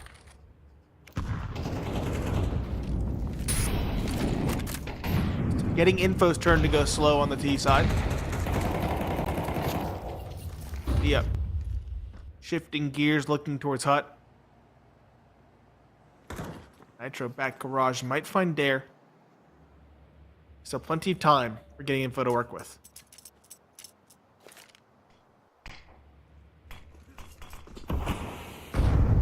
Yeah, and the fact they're playing this slow, I mean, it just kind of, again, you know, NRG are really in the position of just like full stress mode, right? I mean, this is where it gets really, really scary. But with 55 seconds remaining, now the nades are starting to get thrown in a little bit here. Now time is depleting here, Nade, and what is going to be the plan of attack? No more smoke is going to be available here for the CT side. There is still a molly, but again, that utility is being burned. They have spaced it out reasonably well, though. 34 seconds left in the round. There isn't much for getting Info. They do have more smokes, though. Okay. Bro lined up at ramp with his teammate. Bro finds one. Oh, Shane no. doubles in response. OC and Bro down. Spot onto Nitros there for Dare, who's lurking in the yard. Hext blindsided by the player, similarly lurking at the squeaky door. It's chaos in the dying seconds of the round. George trades out Marky. But Shane down the ramp puts bomb to dirt. Dare at this point is buying time and might even secure a safe rotation around through towards Trophy if he wants. No, he'll die with the ship in the yard instead, doing some parting damage onto George. 2 versus 2. Dia and Shane both have done well in overtime. And they could very well put NRG to bed in the first best of one. Good shot from Dia. Good second. No, not quite. Shane ready to support. Spots the first. Does some damage. Dia misses another. And Shane doesn't get the kill. Doesn't get the trade. Nitro, no time, however. What? Shane. No time. Don't get the kill. Getting Info. Will steal away the map. Again, they started off down 0-6. Recovered the half, still trailing 5-7. And in the end, stole the map 16-12. And again, humbling this, at this point, veteran NRG team. Yeah, and that, like, again, let's not forget, like, what we talked about in the beginning is that NRG, like, they've been on a bit of a burner. Like, these guys are on the top of ECL. They were 6-0. They've been able to pretty much run through a lot of the competition. A couple close games, you know, just recently, but boy, oh boy, that's the thing. Like, we were talking about this group here for getting Info. They have definitely got themselves some more than Info. They got themselves a huge W, and now they put themselves on a huge match streak as well. And honestly, like, you just got to give a ton of kudos here. Like, Shane was able to get himself pop-off moments with those double kills. You saw Carson was able to get himself some, you know, shining moments as well. And that's what we were kind of talking about. Like, these guys have all been able to play at some high level here in ECL on these NA teams and different rosters with different perspectives. But again, it's still a threat. And even Dia finding himself with that sniper, and we said that he was probably going to be, he wasn't the key to a player to watch, but he was one of those guys that we definitely highlighted and what he can bring to the table when he gets to the big green. And man, oh man, did he deliver. Yeah, he really did. Getting Info. Slow to start, but their individuals shined through, and it was enough to get them across the line in the first best of one. We're going to take a brief break. When we return, we'll have a brief pre-game show for the second best of one. Stay tuned. We'll see you soon.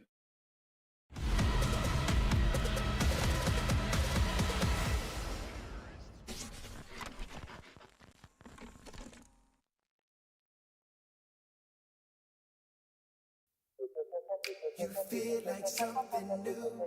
You feel like something. You feel like something new. You feel like something. Don't just stop it. Doing what you do. When I lay back, holding on to you. Ooh, ooh. Feel like something new.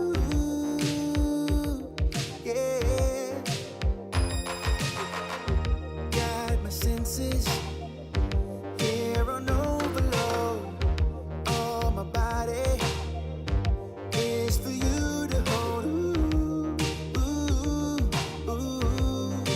Feel like something new, yeah. And I never thought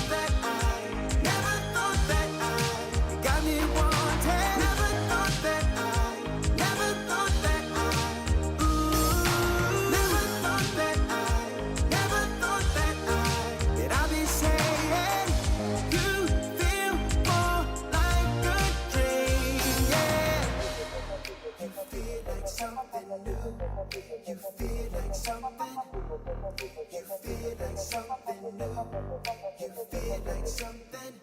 I feel like I'm in another galaxy.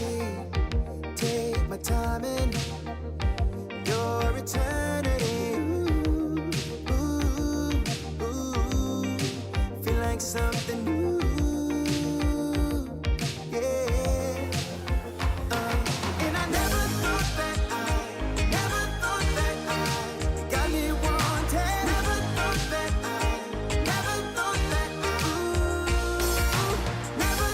that never thought that I'd be saying you feel more like a dream.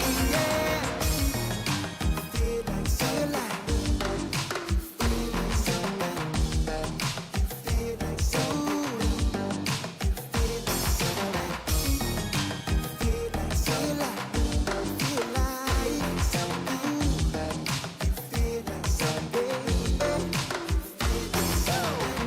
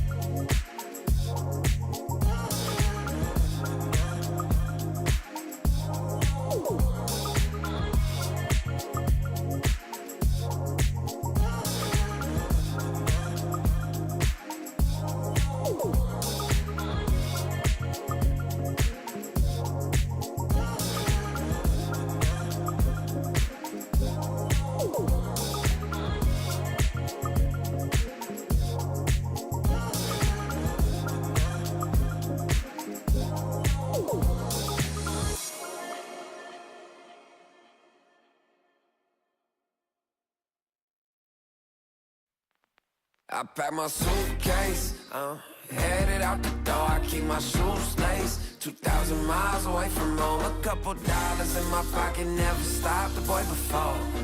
I load my bags and hit the road.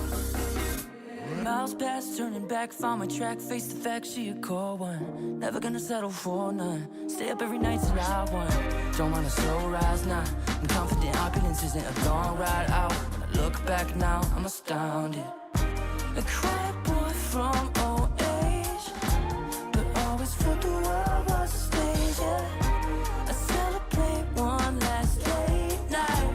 My old life ain't staying. I pack my suitcase, headed out the door. I keep my shoes laced. 2,000 miles away from home. A couple dollars in my pocket, never stopped the boy before.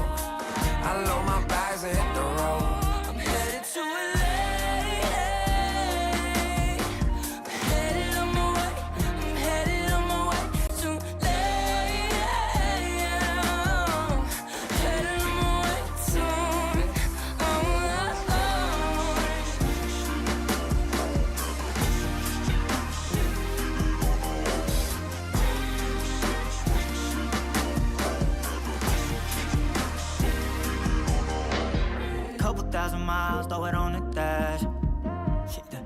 10,000 hours, can't let them pass. Yeah, well, I was putting time in, you was pulled up wildin'. You always had shit to say, now when I see you, it's silence. Thought I have a Grammy by 25.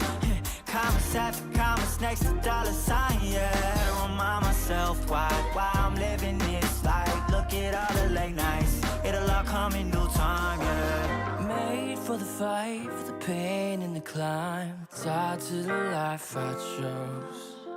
Stay through the night, another day, not a dime. Race against time.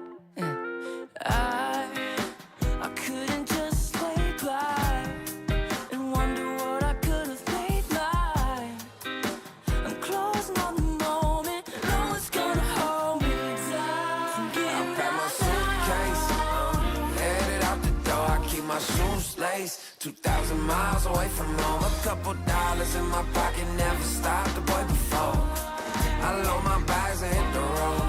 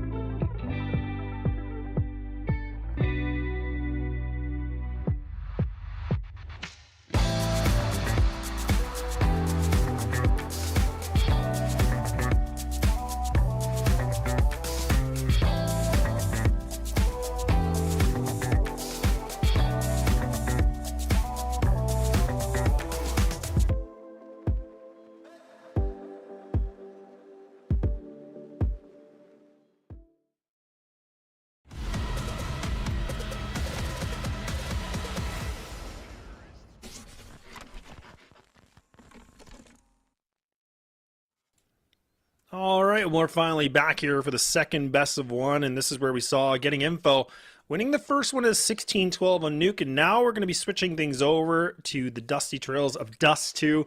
Laz and Pineapple Phillips here to bring you through the last best of one here for the day on the stream, but man, oh man, Pineapple, I don't know about you, but I'm still kind of working off that first Nuke game because really, that was a huge surprise. It was a massive surprise. Again, I'm going to keep harping on it just so everybody knows this is not the standard 5 for Getting Info. They're playing with 2 stand-ins to retain, like, I think it's the core of 3 players from the prior season, that being Dare, Shane, and Dia. They have to do that for a little while to maintain eligibility. Vanity and Darty are supposed to be slotting in. They've been playing with this team in lieu of Shane and Dare when it comes to like CCT and other tournaments where they aren't so constrained. And so to see Shane specifically pop off in the way he did on that first map, atop the server, he had 27 kills, a 82.1% cast is pretty absurd. He did incredibly well on that map and really led this team to victory with his individual performance. Yeah, and I mean, look, you can see the vetoes were on the bottom here, and again, we come right down to the very end where Train was just about to be picked, which is a little unfortunate because, man, I would have loved to see both these teams playing on a map like that, but yeah, man, it's, you know, a map like Dust 2, I don't know how I feel about this, just because, like you said, the fact that we see somebody like Shane putting up the stats that he did with like a 1.35 rating, and like you said, the cast of being like over 82%, it's kind of nuts, and I feel like a map like this, you definitely get a little bit more of that forgiving duels that you can, you know, it's kind of like Mirage. You get a lot more open angles that you can play with. It's not going to be anywhere near the same as Nuke. So I think this is in my opinion, a pretty decent map for getting info, all things considered when we talk about firepower. But on the other side of the coin is that we have to also not ignore the fact that NRG, they're sitting at a 5-0 record on this map. They've been able to play like Timberman in the past where they were in prize picks and a revival tournament. They were able to get their victory with a 13-6. They played Alter Iron that I was able to cover. Now it's even a 13-7. And they were looking pretty clean and pretty sharp. But now they have to kind of get themselves reset the fact of that first best of one and get themselves ready for this last one here on Dust 2 to kind of maybe just go back to a 1-1 split.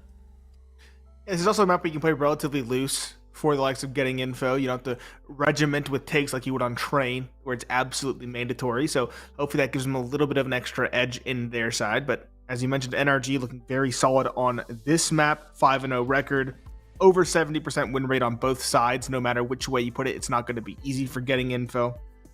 But again, at least it's a looser map that they can kind of play around on. My question is, how are Dia and OC going to perform with the ops in hand? Because this is a map that's known historically, not only as an iconic map, but also as a map where the oppers get to play. Lots of very long range angles, lots of potential early engagements for the ops in towards the underpass in T-spawn and towards the mid doors for the CTs. So we have to see who can bring the edge, who can give their team the edge between those two oppers. Yeah, no, and honestly, that's a great point to talk about because, again, we got to see a lot more highlights from Dia on Nuke, where Nuke's not obviously like a huge op map. I mean, it definitely is viable, but a map like Dust 2 is, this is a whole playground for the AWP. So the fact that we're going to be able to see these two go a little bit more of that head-to-head makes it a lot more exciting. But it is going to be NRG here on the CT side to see what they're going to be able to find, and getting info. They're going to go down to the old faithful, the long control, and there it is again. Shane, he just gets this thing done. He finds the opening too. Now Nitro needs to be able to find himself a little bit of a backstab. He will not. And getting info, my god, they are trying to get themselves another pistol round in their grasp here, Nate, and it's looking like it's going to be quick and dirty. Yes, it does. Hex the last one. He's gotten two, has to fall back to reload. He's in a spot where he can bring this round back. 1v2. Carson, though, pushing well up to Catwalk. It is red by Hex, or at least he thinks it's a possibility. But his crossfire now well and truly established, and the Glocks really accurate for the likes of getting info. 2 headshots for Shane. They're getting 2 as well. I believe they were both headshots. Carson putting that final nail in the coffin, really making those, in many people's opinions, subpar first-round pistols that are rather inaccurate at range sing true. Getting info. Not starting off slowly like they did on map number 1. And I love that, though. I mean, that's the thing we were talking about with this team is, like, when they get aggressive like this, they can be really scary with the firepower. And, like, again, just even going down long, barreling with the blocks is huge. Now even NRG, they're trying to go for a triple player stack.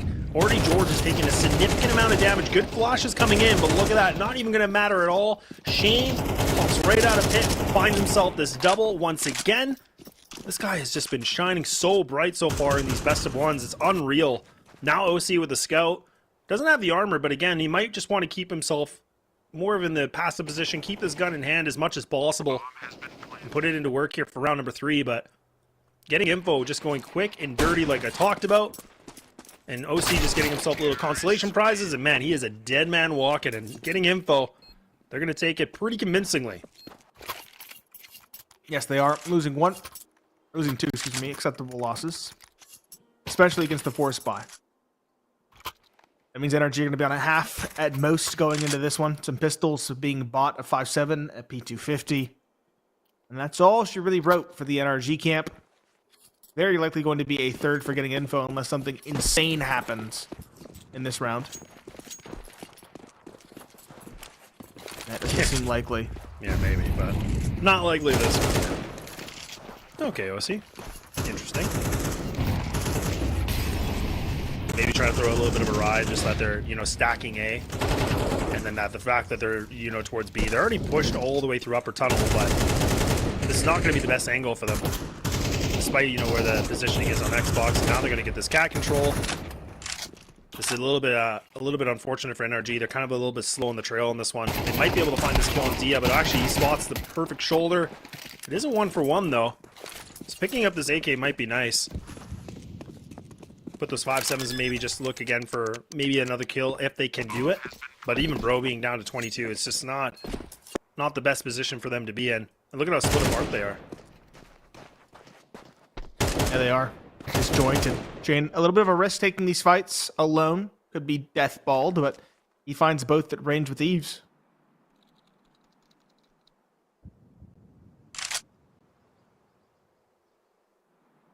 Nitro saving this AK, but Shane already wise to his potential position.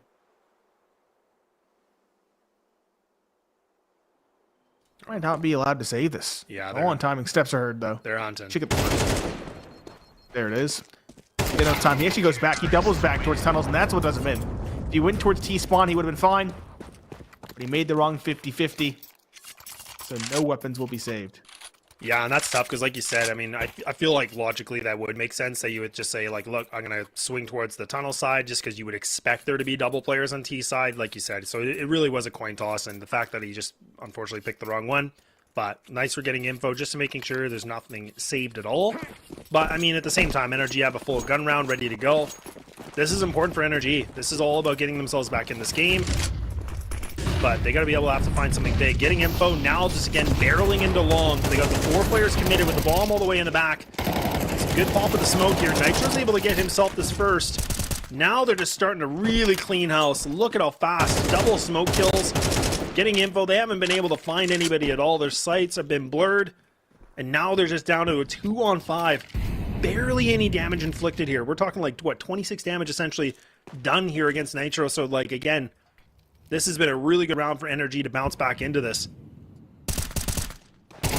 Ready for that aggression. Ready for that change of pace. I like the idea from getting info. Does not pan out. Dia, again through the smoke. A bit of a smoke criminal in this one.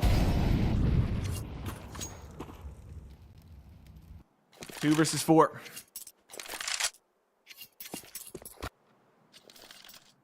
Ooh, a little bit of that, huh? Yep.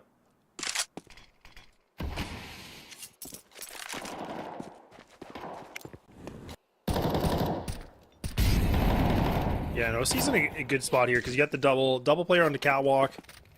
OC should be able to find this cross, hopefully, unless we see a disgusting shot here. Oh my god, actually, he's able to just catch him in the kneecap, so OC has to back off on this. But not going to be easy for the plan. And yeah, okay, so Dare going down makes it more problematic. Good flash. Yeah, that's a great flash. Perfectly done from Hex. Because if they would have just gone for the dry swing, I mean, honestly, could have been an opportunity for Dia to be able to find that double kill, but he at least got one. But NRG finally back on the board. Finally.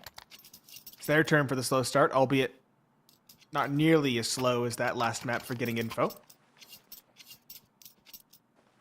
Timeout used early on by the likes of getting info, probably to figure out what they want to do with their economic situation. They invested a lot getting that up.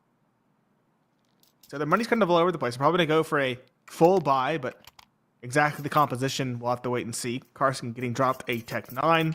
Dare getting a Deagle. Shane getting a Galil around that pair of AKs for Dia and Marky. Not the worst. Yeah, not the worst. Wouldn't mind seeing some tons presence, some tunnels presence.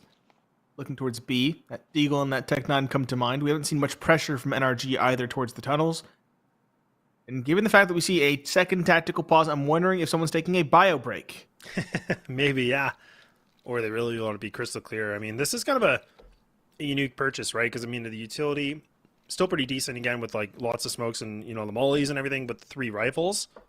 So this is kind of like a really nice hybrid purchase, just with the double pistols. But, like you said, I would like to see those pistols kind of making the up-close fights, maybe towards Cat, or even onto that tunnel presence, which would be really good. But we'll see what they want to do for it, because they really have been decently getting that long possession. It was only in round 4 where they really started to get shut down, and that was let's not forget, that was even NRG finding 2 kills through a smoke. So that was just pure spam alone. Yep, spam and intuition. Getting info, dropping nades for a pop out long once more. It's only Carson at the point. He'll get through. Going to be smoking the Molotov. He smoked the corner as well, so it gives him a bit of safe harbor. Might even peek around the smoke. Contact from his teammates. Oh, he gets through and actually catches OC. Nitro gets the trade, but the up down is a big boon. And now things are kind of all over the place on this A side. Nitro holding from the car, though, gets one deagle shot good for the trade. George on site trying to mop things up, but to only find one. It's getting info with rebukes to everything NRG does, and that will lead them at least to a bomb plant. Markey is low, though. This round is still far from over. Seems like he's rather keen on trying to find that op. There it is. Right idea as well, looking for long shadows shown, and Markey hits the shot. Hexed. The last one on Cat will now scale more aggressively. He has a kit, and he has a smoke. But he has to find this first player on site rather quickly. Yeah, he has to get this kill, and even Markey now throwing a great Paul flash, but oh my god, Dia goes a bit too wide. There's an opportunity here. Oh no, the smoke! Oh, the smoke! Oh no, he threw it, it just hit the ledge! This is not what you want. Now Hex is just hoping with this angle he's going to be able to tuck it. He will not, and Markey gets it done. Oh, that is so friggin' unfortunate. Oh, you hate those moments. That could have been the round. That could have easily been the round here for NRG, but just... oh, that nade mechanic, you know, just that little bit of a bounce. It's the second time Hex has been caught off by nade geometry. The first one was that Molotov in towards J-Hall. Second time, it was him just not throwing it far enough on the plat. Oh, poor guy. Can't catch a break. Just can't catch a break. Those limp arms, you know, he's gotta beef up a little bit. Hit the gym. Pick up some weights, buddy. Let's go, Pipsqueak. Just kidding, Hex, we love you. OC. Scout finds the first. There, and Tons finds one in response. Bro, desperately scrounging for a rifle, can't find it. And while he's looking, Markey finishes what Dare could not. 3 versus 3, Scout still in hand, and OC's been hitting shots with it. In fact, his only 2 kills come from the Scout. 1 in round 2, 1 in round 6. Yeah, very patient on the op, just holding long as well. Yeah, not a bad position for Hex too, because again, he is expecting getting info just to kind of pop out of the smoke. But instead, getting info now, they're going to actually creep towards long. They're going to take this dry. Nitro doesn't have any shadow advantage here, but he does have a good position. Now he's able to just tuck his tail back into pit. Perfect flash here from OC getting thrown. Another one. He might even try to find himself a third. Why not? Yeah, Nitro's just going to get things done. A triple kill, picks up the op. This is going to be a good moment for them. Really nice little bit of a scrounge. So there we go. 2 rounds back on the board. Getting info. Now, again, with the lack of bomb plants, now the money's really bit him in a dire, so I don't even know if we're really... I mean, we could actually see the double save here, so they're just going to invest some of these pistols, and yeah, even Dia, he's going to be equipped here with the AK, so that was a purchase from Carson. It's going to get tossed to Dare. Why not? I mean, the guy's sitting at 127 ADR so far? He's been scary with the headshots as well, the one-taps. What's the phrase, though? Looking at that flashbang, that pair of pop flashes, I should say. Fool me once, shame on you. Fool me twice, shame on me. Got caught twice by the same flash. Seconds apart. OC. He has an op in hand. He's looking for the swing from lower tons, though, not top middle. Shane dancing with the idea of peeking. As his Dia slowly slinking down to that angle he's holding. Flick does not connect. No damage. Not even a leg shot. Eagle doing a bit of damage here and there. Oh, NRG, though. Another missed nade. I think the boys are going to go on the server and practice some of their nades here. Like, this is not looking good. And they got a free sight here, too. So, again, double players and long. So, that's George and Nitro that are committed into this long play. Bro's got a lot of good info. Like, he's got the audio cues. But, again, this is going to be a full retake scenario here for NRG. Right now, you can see in the minimap that Nitro and George are going to clear up long. This is really good because, again, they can just remove this from the equation. They've already figured out, okay, like, nobody's lurking. Now we can do something here about this. But look at getting info. They're going to put all triple players onto catwalk. They're going to bring the gunfight to them. They're going to try to overwhelm this, but it's looking like NRG are finally being able to hit back a little bit here. And finally now it looks like they should be able to get themselves this round, and everybody's done. Defuse is going to come through, and my oh my, what a way for NRG to get themselves only one casualty to get that defuse. Looks scary. Looks like it could go either way. But in spite of that, NRG make it look clean. Those pistols on Catwalk, though, are definitely a scary thing to worry about. 3-4, one away from tying it up and getting info. Gonna go for the save now. Glocks in hand. One deagle for Marky. Not much of a chance. Although Tech9 for Darren, another deagle now for Shane. Last minute investments. Just give them a little bit of something to go for. Oh man, this is scary for OC. What? Oh god, okay, he's gonna get this kill, but... Alright, he's farming a little bit. God, I was scared here. Okay, OC, now we're starting to clean up. Ooh, nice little one tap from George, why not? But I don't know about you, Nate, but like, man, when you know a team is like on pistols and like they shouldn't have really too much of an investment, like I just get nervous when you put people up close with rifles like that, because all it really does take is just like 2 shots essentially and you're dead. So, but look, OC made it look clean. He made it look a little flashy for himself. Why not? But I don't know. Hopefully we don't see that get punished against him. Hopefully we do not. Nitro still on the FAMAS, getting ready for its buff. Never thought I'd see the day. Finally, only 10 years late. 10 years in the new game. Why not? Carson's looking to be like that. Molotov Bloom saves his head. Bro, the first, OC the second. Good from those two. 3 between them. The op finds the head of Shane as well. OC having a map for himself at 10 kills already. Misses that last shot, but it's inconsequential. He'll stay alive. He'll fall back. And he'll look to make this map, or this round, excuse me, a flawless one. The doubling back towards the long. Might drop the FAMAS wielder.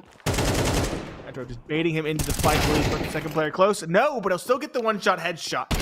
Nitro finish it off. There we go. NRG finally in the driver's seat.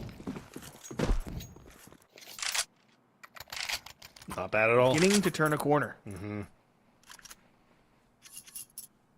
Well, and it kind of comes back down to that same thing we were talking, like the premise about, the offers here for both NRG and getting info. We were saying, look, like we want to see what they're both going to be able to bring to this.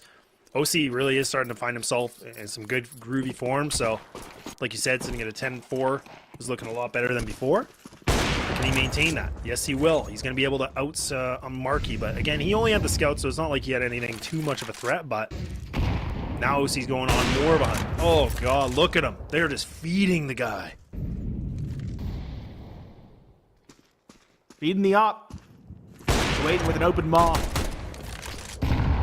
5v3. Nade open the smoke. NRG really like nading open smokes. It has worked for them quite well. Drop from the Tech9. Does not pan out. OC still takes down Dare. George finds one on sight. The Eagle for Dia. Good for 1, but it's only a flash in the pan. Another round where 4 NRG players survive. They guarantee themselves at least 6 in this first half. But getting info, we're now back to rifles once again. Yeah, and honestly, like, we're starting to see NRG looking a lot better, right? A little bit more polished on the CT side. And I mean, when I was kind of looking at them before, like, I mean, when you look at the stats, I mean, their T side definitely was a bit higher. Like, their CT side is about a 70% win rate from what we've seen so far with them being 5-0 on this map. But I mean, their CT is at 70, so it's not like it's a huge difference, but it's definitely seeming like their defense is looking a lot more clean if they can. See how much more of a stack they can find. And now getting info. Might try to go for the Old Faithful once again. They're going to try to just swarm out of this long A if they can. But look at NRG. They're already in some great positioning. More utility. But Carson's able to sneak himself right behind the dumpster. Look at that. With him being able to escape that, the unpredictability in NRG, now they get caught with their pants down. So this has become more of a nuisance for them. They got full built utility on two players still. But Bro coming in from the flank, he has to be able to find this timing. It's going to be critical. It's going to be critical. Will he be overran? Next is here, support running the sidelines, trying to distract their ire. But OC cannot slip the gap. The flank from Bro has to be huge, but the AK sprayed range is just too fickle. He finds one and is done. Marky finds that trade, and Hex is now in 1v3. They know he's here. They require 4K from him. The Molotov betrays his position at elevator, and so he will be caught trying to swing for the kills. Op recovered for Dia, and a 5th secured for getting info, who are now looking to tie this up in the last round of this first half. NRG, though, have done well to build up their economy. It's going to be a very contentious final round of this first half. Man, and that's the thing too, like you got to relate to it because you saw Bro was in a perfect position like that, and you could just see like his mouth was watering. He's like, look, I got 2 guys, I got 3 people on the ramp, and he had 2 of them essentially lined up, but he went for the spray. He didn't try to just control the recoil, so that really was his demise. And getting info, here they go again, but Nitro now has changed his position. There he is, and there he's able to find it. Now he's starting to shine bright like a star, and now just more. Can he find it? Yes, indeed. I'm getting info. They are feeding him. Nitro sitting himself at the quad kill, maybe the ace. Dia trying his best to just shut this down, not allowing him to get this highlight reel. Nitro has single-handedly been able to save this round for NRG, and they will get it done with a 7-5 as we get ready for the second half. Don't go anywhere. We'll be back soon.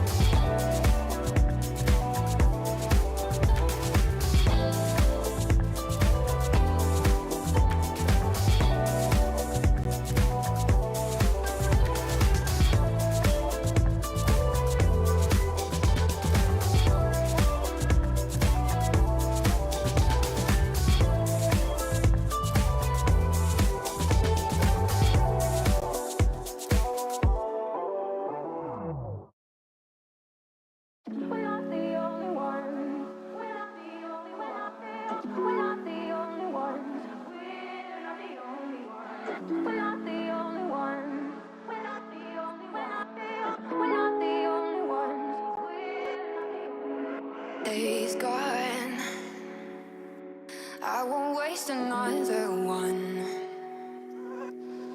Oh, that darkness, it won't set me back again. Oh, I'm not asleep or awake. I won't let the future escape.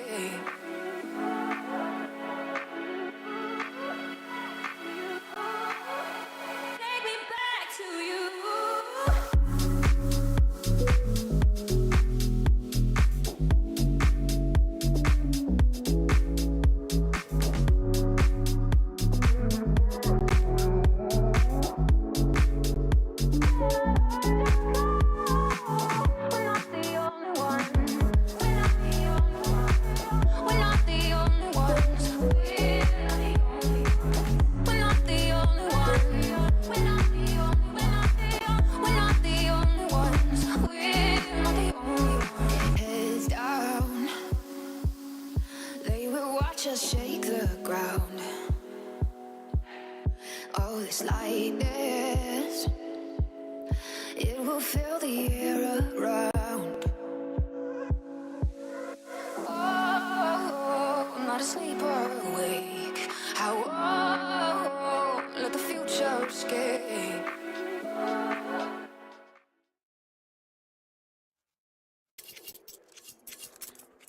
NRG steal away the lead in spite of a slow start and bring us to an identical scoreline of the last map. But if you recall, it ended in overtime in getting Info's favor rather than NRG's. It's Pineapple Phillips and Laz on the microphone. NRG now on the T side of Dust 2.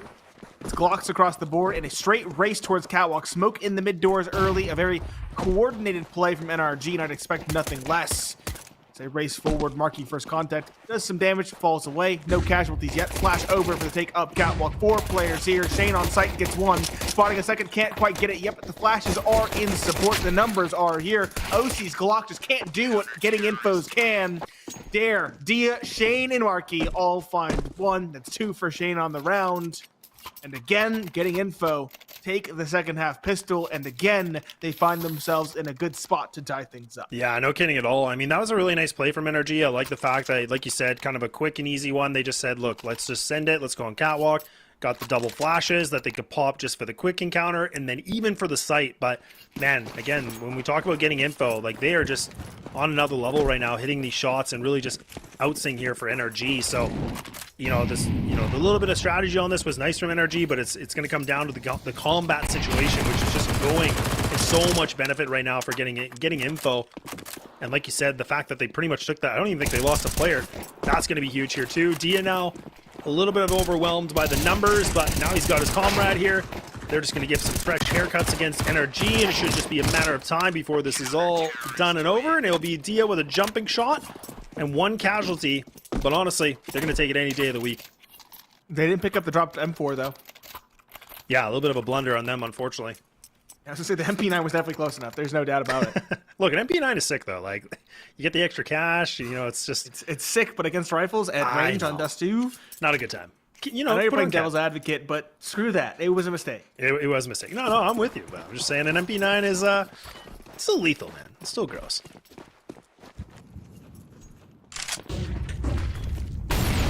what's going to happen. Nitro getting control out and long quickly. A preemptive Molotov towards back blue bin. Has to be smoked off by the captain. Catwalk quick for NRG, though. Shane is here. He will be tested. He has support. That nade goes towards Tons, not towards middle. Arky, that MP9 does get one. Only one. A flash in the pan. Back to even footing. Oh, that's a good That nade finds it, Mark. Yeah. Yeah, damn. Very well thrown. It's the worst feeling, too. Like, when you're trying to, like, lurk and get some information and nade just crunches you like that. Because like, your movement just freezes. Like, you're just stuck. It is the worst, but... Good note here for getting info, though. Their utility work has been also quite impressive to look at as well. Where I was kind of focusing more as them is just like a firehouse team, bringing a lot of that power. But now they got the double players on the catwalk. NRG just trying to slowly cross towards it, just using that smoking connector. This molly should be able to flush the close cap player, but again, it's not going to do for Dia. But oh my, somehow OC's able to find it, but again, doesn't matter at all. As soon as they lose their comrade, they're able to find that double. And that's what I was talking about here, Nate. This firepower alone from getting info, it is really just starting to hit the shots. The line, or the dots are just hitting the lines now. And this might just be all over here for NRG unless they're able to find one of these kills quickly, because it only got 20 seconds. And it's down to Nitro here for the plant, sure, but unless he can do something, the impossible here, getting overwhelmed by numbers, indeed he won't. Cool idea, and at least he gets a bomb plant. That's nice. But it won't stop getting info from stealing away the round. There, looking for an upgrade. Shane delays the defuse for that. Might even scrounge up some leftover utility. 8-7, though. Again, in the second half, it is getting info, starting things off well, and stealing away the lead. What is the buy for NRG? That's a good question. They got the bomb plant, they had that bonus, and so they'll go for something. They're going to go for some actual investments. It's going to be cobbled together. It's not going to be the prettiest of things. George has no utility. There's 3. Okay, there we go. Never mind. He will have utility, albeit with a Galil in hand instead. OC, he's been good with the scout, but now he's on the other side of the map. He has an op to rival. Will he find that same success? Only time will tell. Carson all the way up long doors as well, looking for this marquee tagged. Down to 45. I think that was through the door from the scout. Nice crossfire in CT. George, though, still going to probe for info. Doesn't quite find it. Dare won't overextend either to try and get a kill. Yeah, you can even see that Dare was like really expecting to go for that swing like that, but some of that utility from NRG just not allowing that to happen at all. And NRG still kind of the 4-1 split, just having, I think that's Bro just on the outskirts of upper tunnel, but they still got to retrieve the bomb. But now it looks like it might be the B split here. They're going to go for the 3-2. Marky now still in the mid, just kind of making his presence known. But look at this, getting info. They have a full read on this. They know exactly what's going to happen here. Yes, they do. Getting info. Appear to have it all, in fact, because of that positioning from Carson. He's up long. They have a player watching catwalk from car, playing more or less retake. Shane on site along with 2 more teammates. He'll find one, not the second. Good trade from Bro, but still an uphill battle for them. Split comes in. It's trades across the board. Darren out back just trying to buy time, trying to get a kill to make this retake feasible, but he cannot find it. Unless Dia gets a kill with this op early on, it is going to be a save from getting info, because taking the B site back on the CT side is near impossible, even at even man counts. Yeah, I mean, unless we see something from Carson, because I was thinking he looked like he was kind of like expecting to go for a little bit of a swing here, because they know they don't have to worry about any, ops or anything like that right now. Go for it? He might try, yeah, exactly. He spots Bro, because if he can find one of these kills quickly, that might just be enough for him, but Bro needs to stay alive. It's so important for him to just keep his life intact, and he does. Because I was going to say, if he's down like that, I think that honestly would have just opened the floodgates for them to try.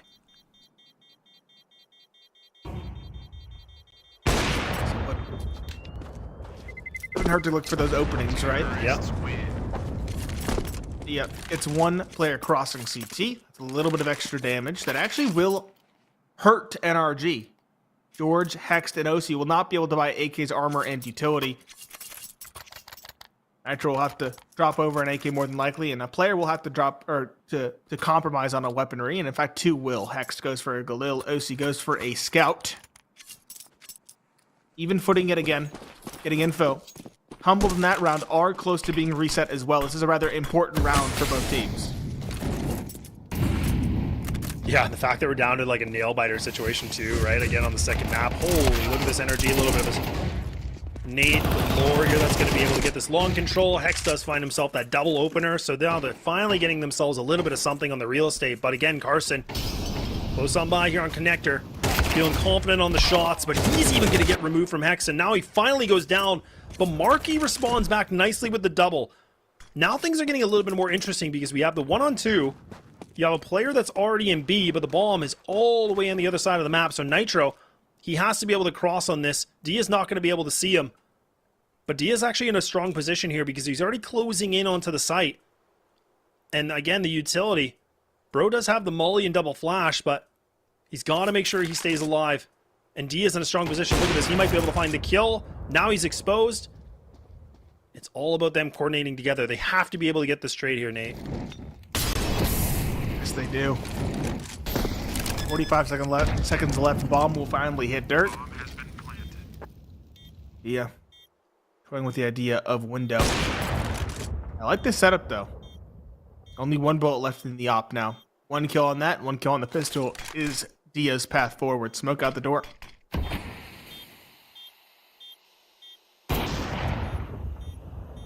Trying to be the smoke criminal he was on Nuke. Will not land the shot. But ties with the round, trying to save this op for a little bit of pizzazz in the next round, which will undoubtedly be a save from getting info.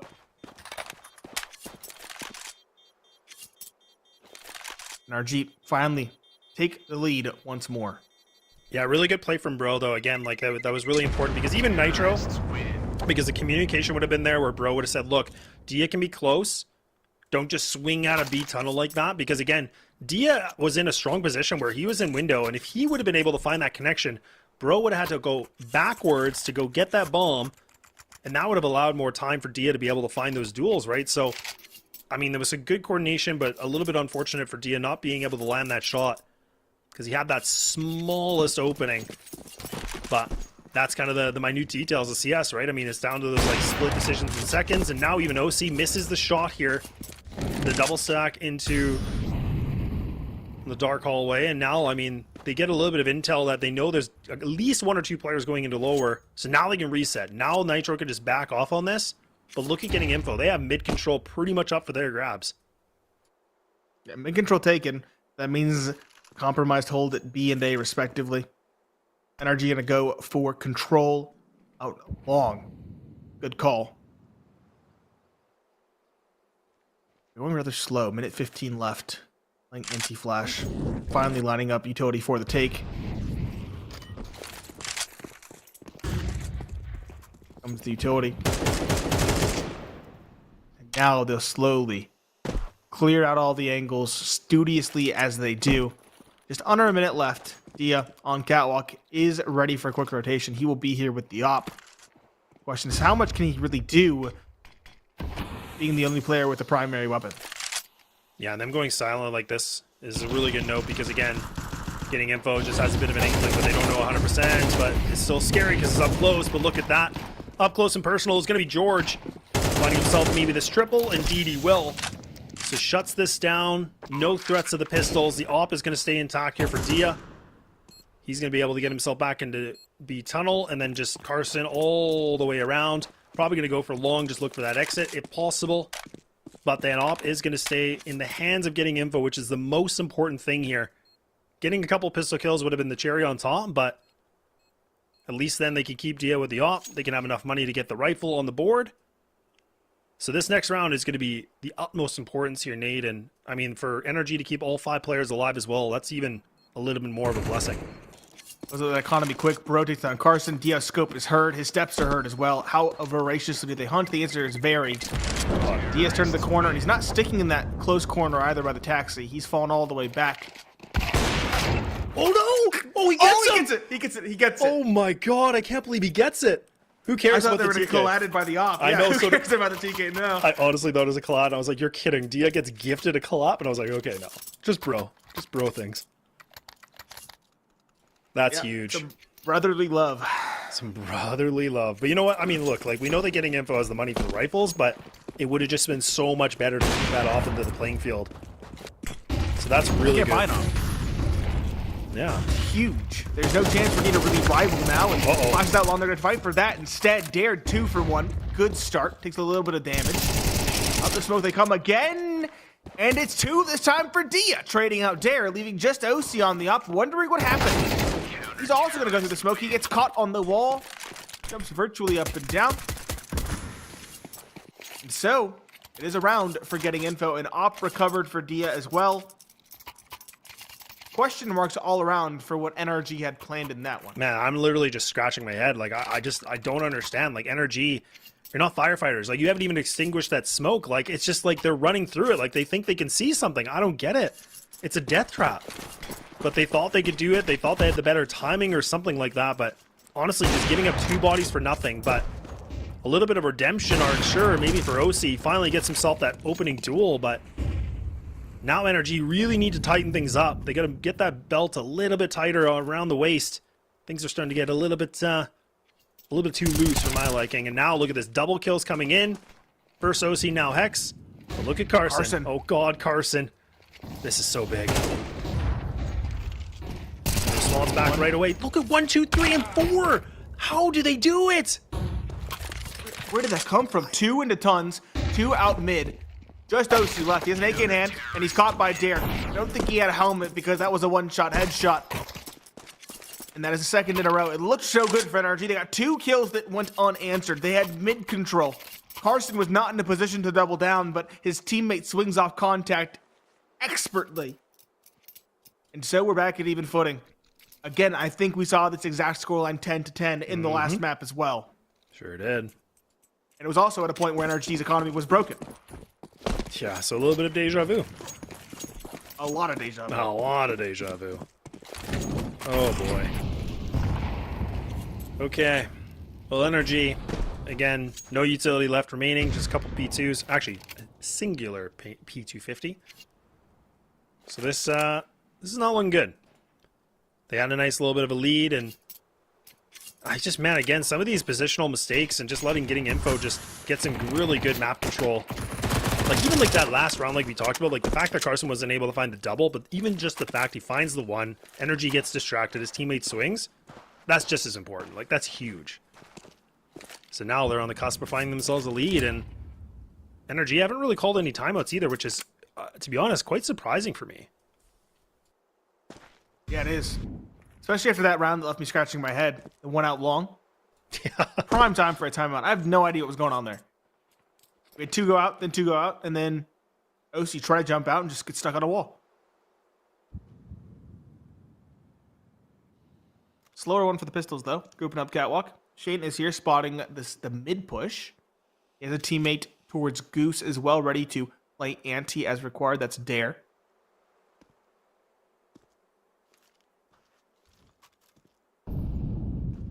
Just waiting for the smoke.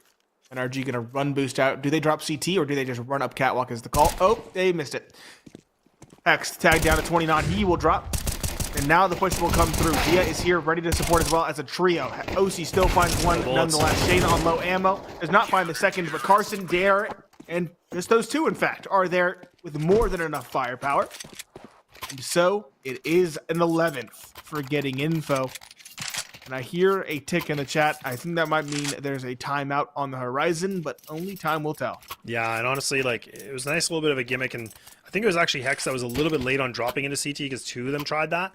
So it allowed getting info to have a full read on the situation of, yes, they're going to drop, they're going to try to split this, but again, really good work coming in from, I believe that was Dare, that was just able to lock things up onto Goose.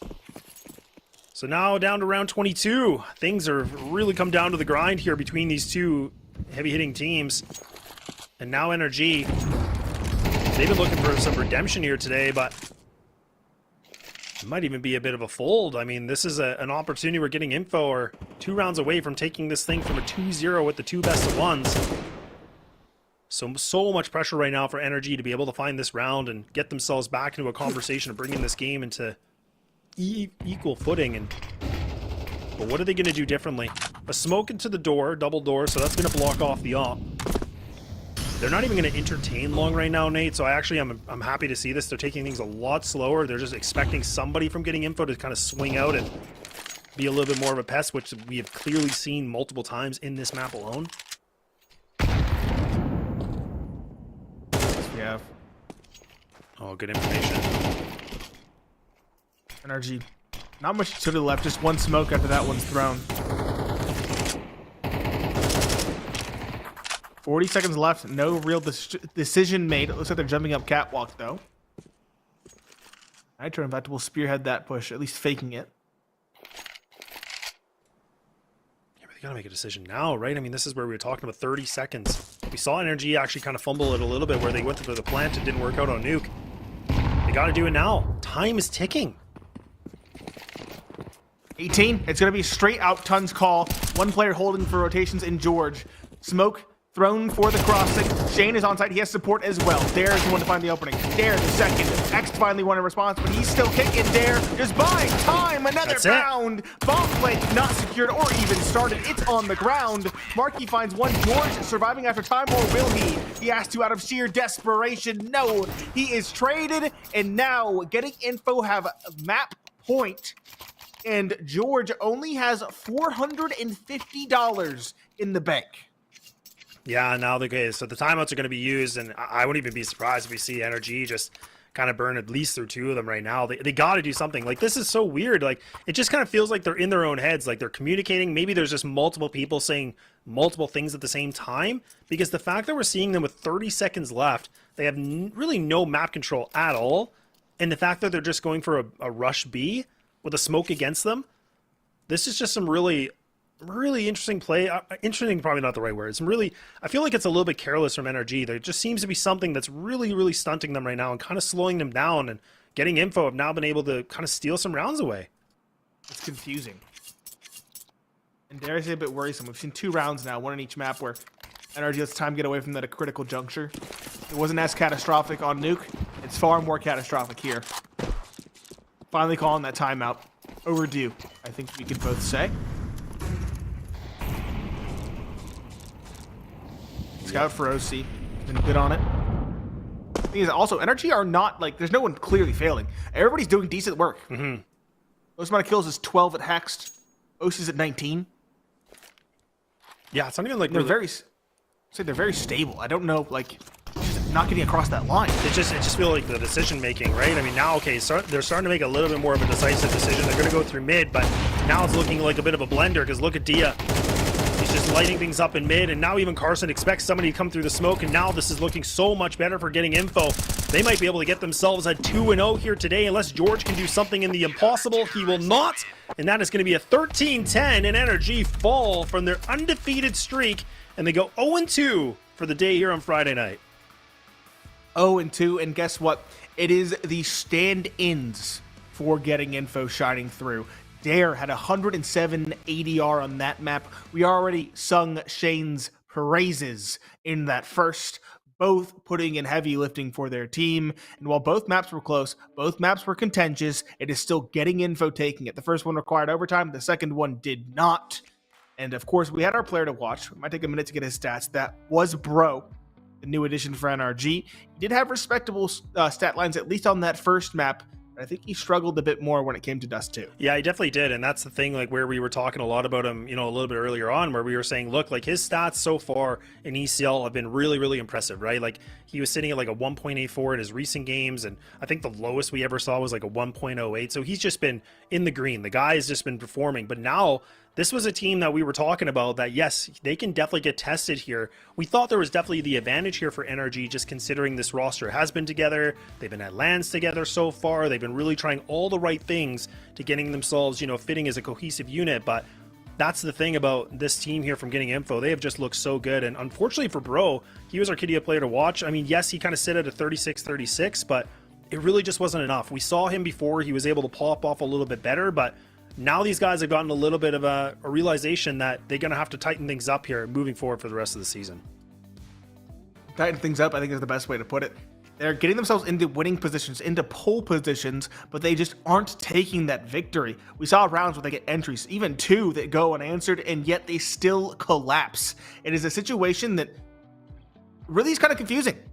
They kind of slow down, they kind of stammer about, they don't make a decisive call, and then they just lose the round because of it. Sure, there's some rounds that are stolen away by individual plays. Shade, specifically on Nuke, his triple kill from old Vents comes to mind, but more often than not, it is simply NRG losing the rounds after they do the footwork at the start.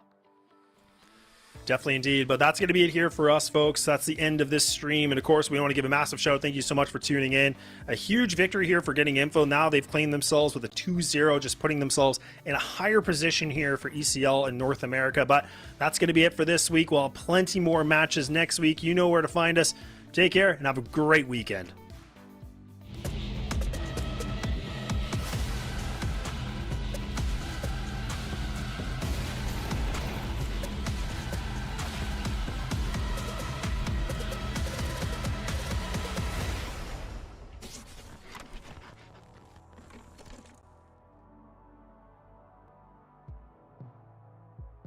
Think you've seen it all? With Faceit Watch's Point of View Selector, you can experience the game from any pro's perspective. Use the multi-view feature and customize the stream with up to 4 angles. Control what points you see while earning rewards. Drops are activated and lucky winners will receive Faceit points. And if you ever miss a match, VODs are now available. Get instant access to demos with multiple POVs and commentary. Watch it, control it, Faceit.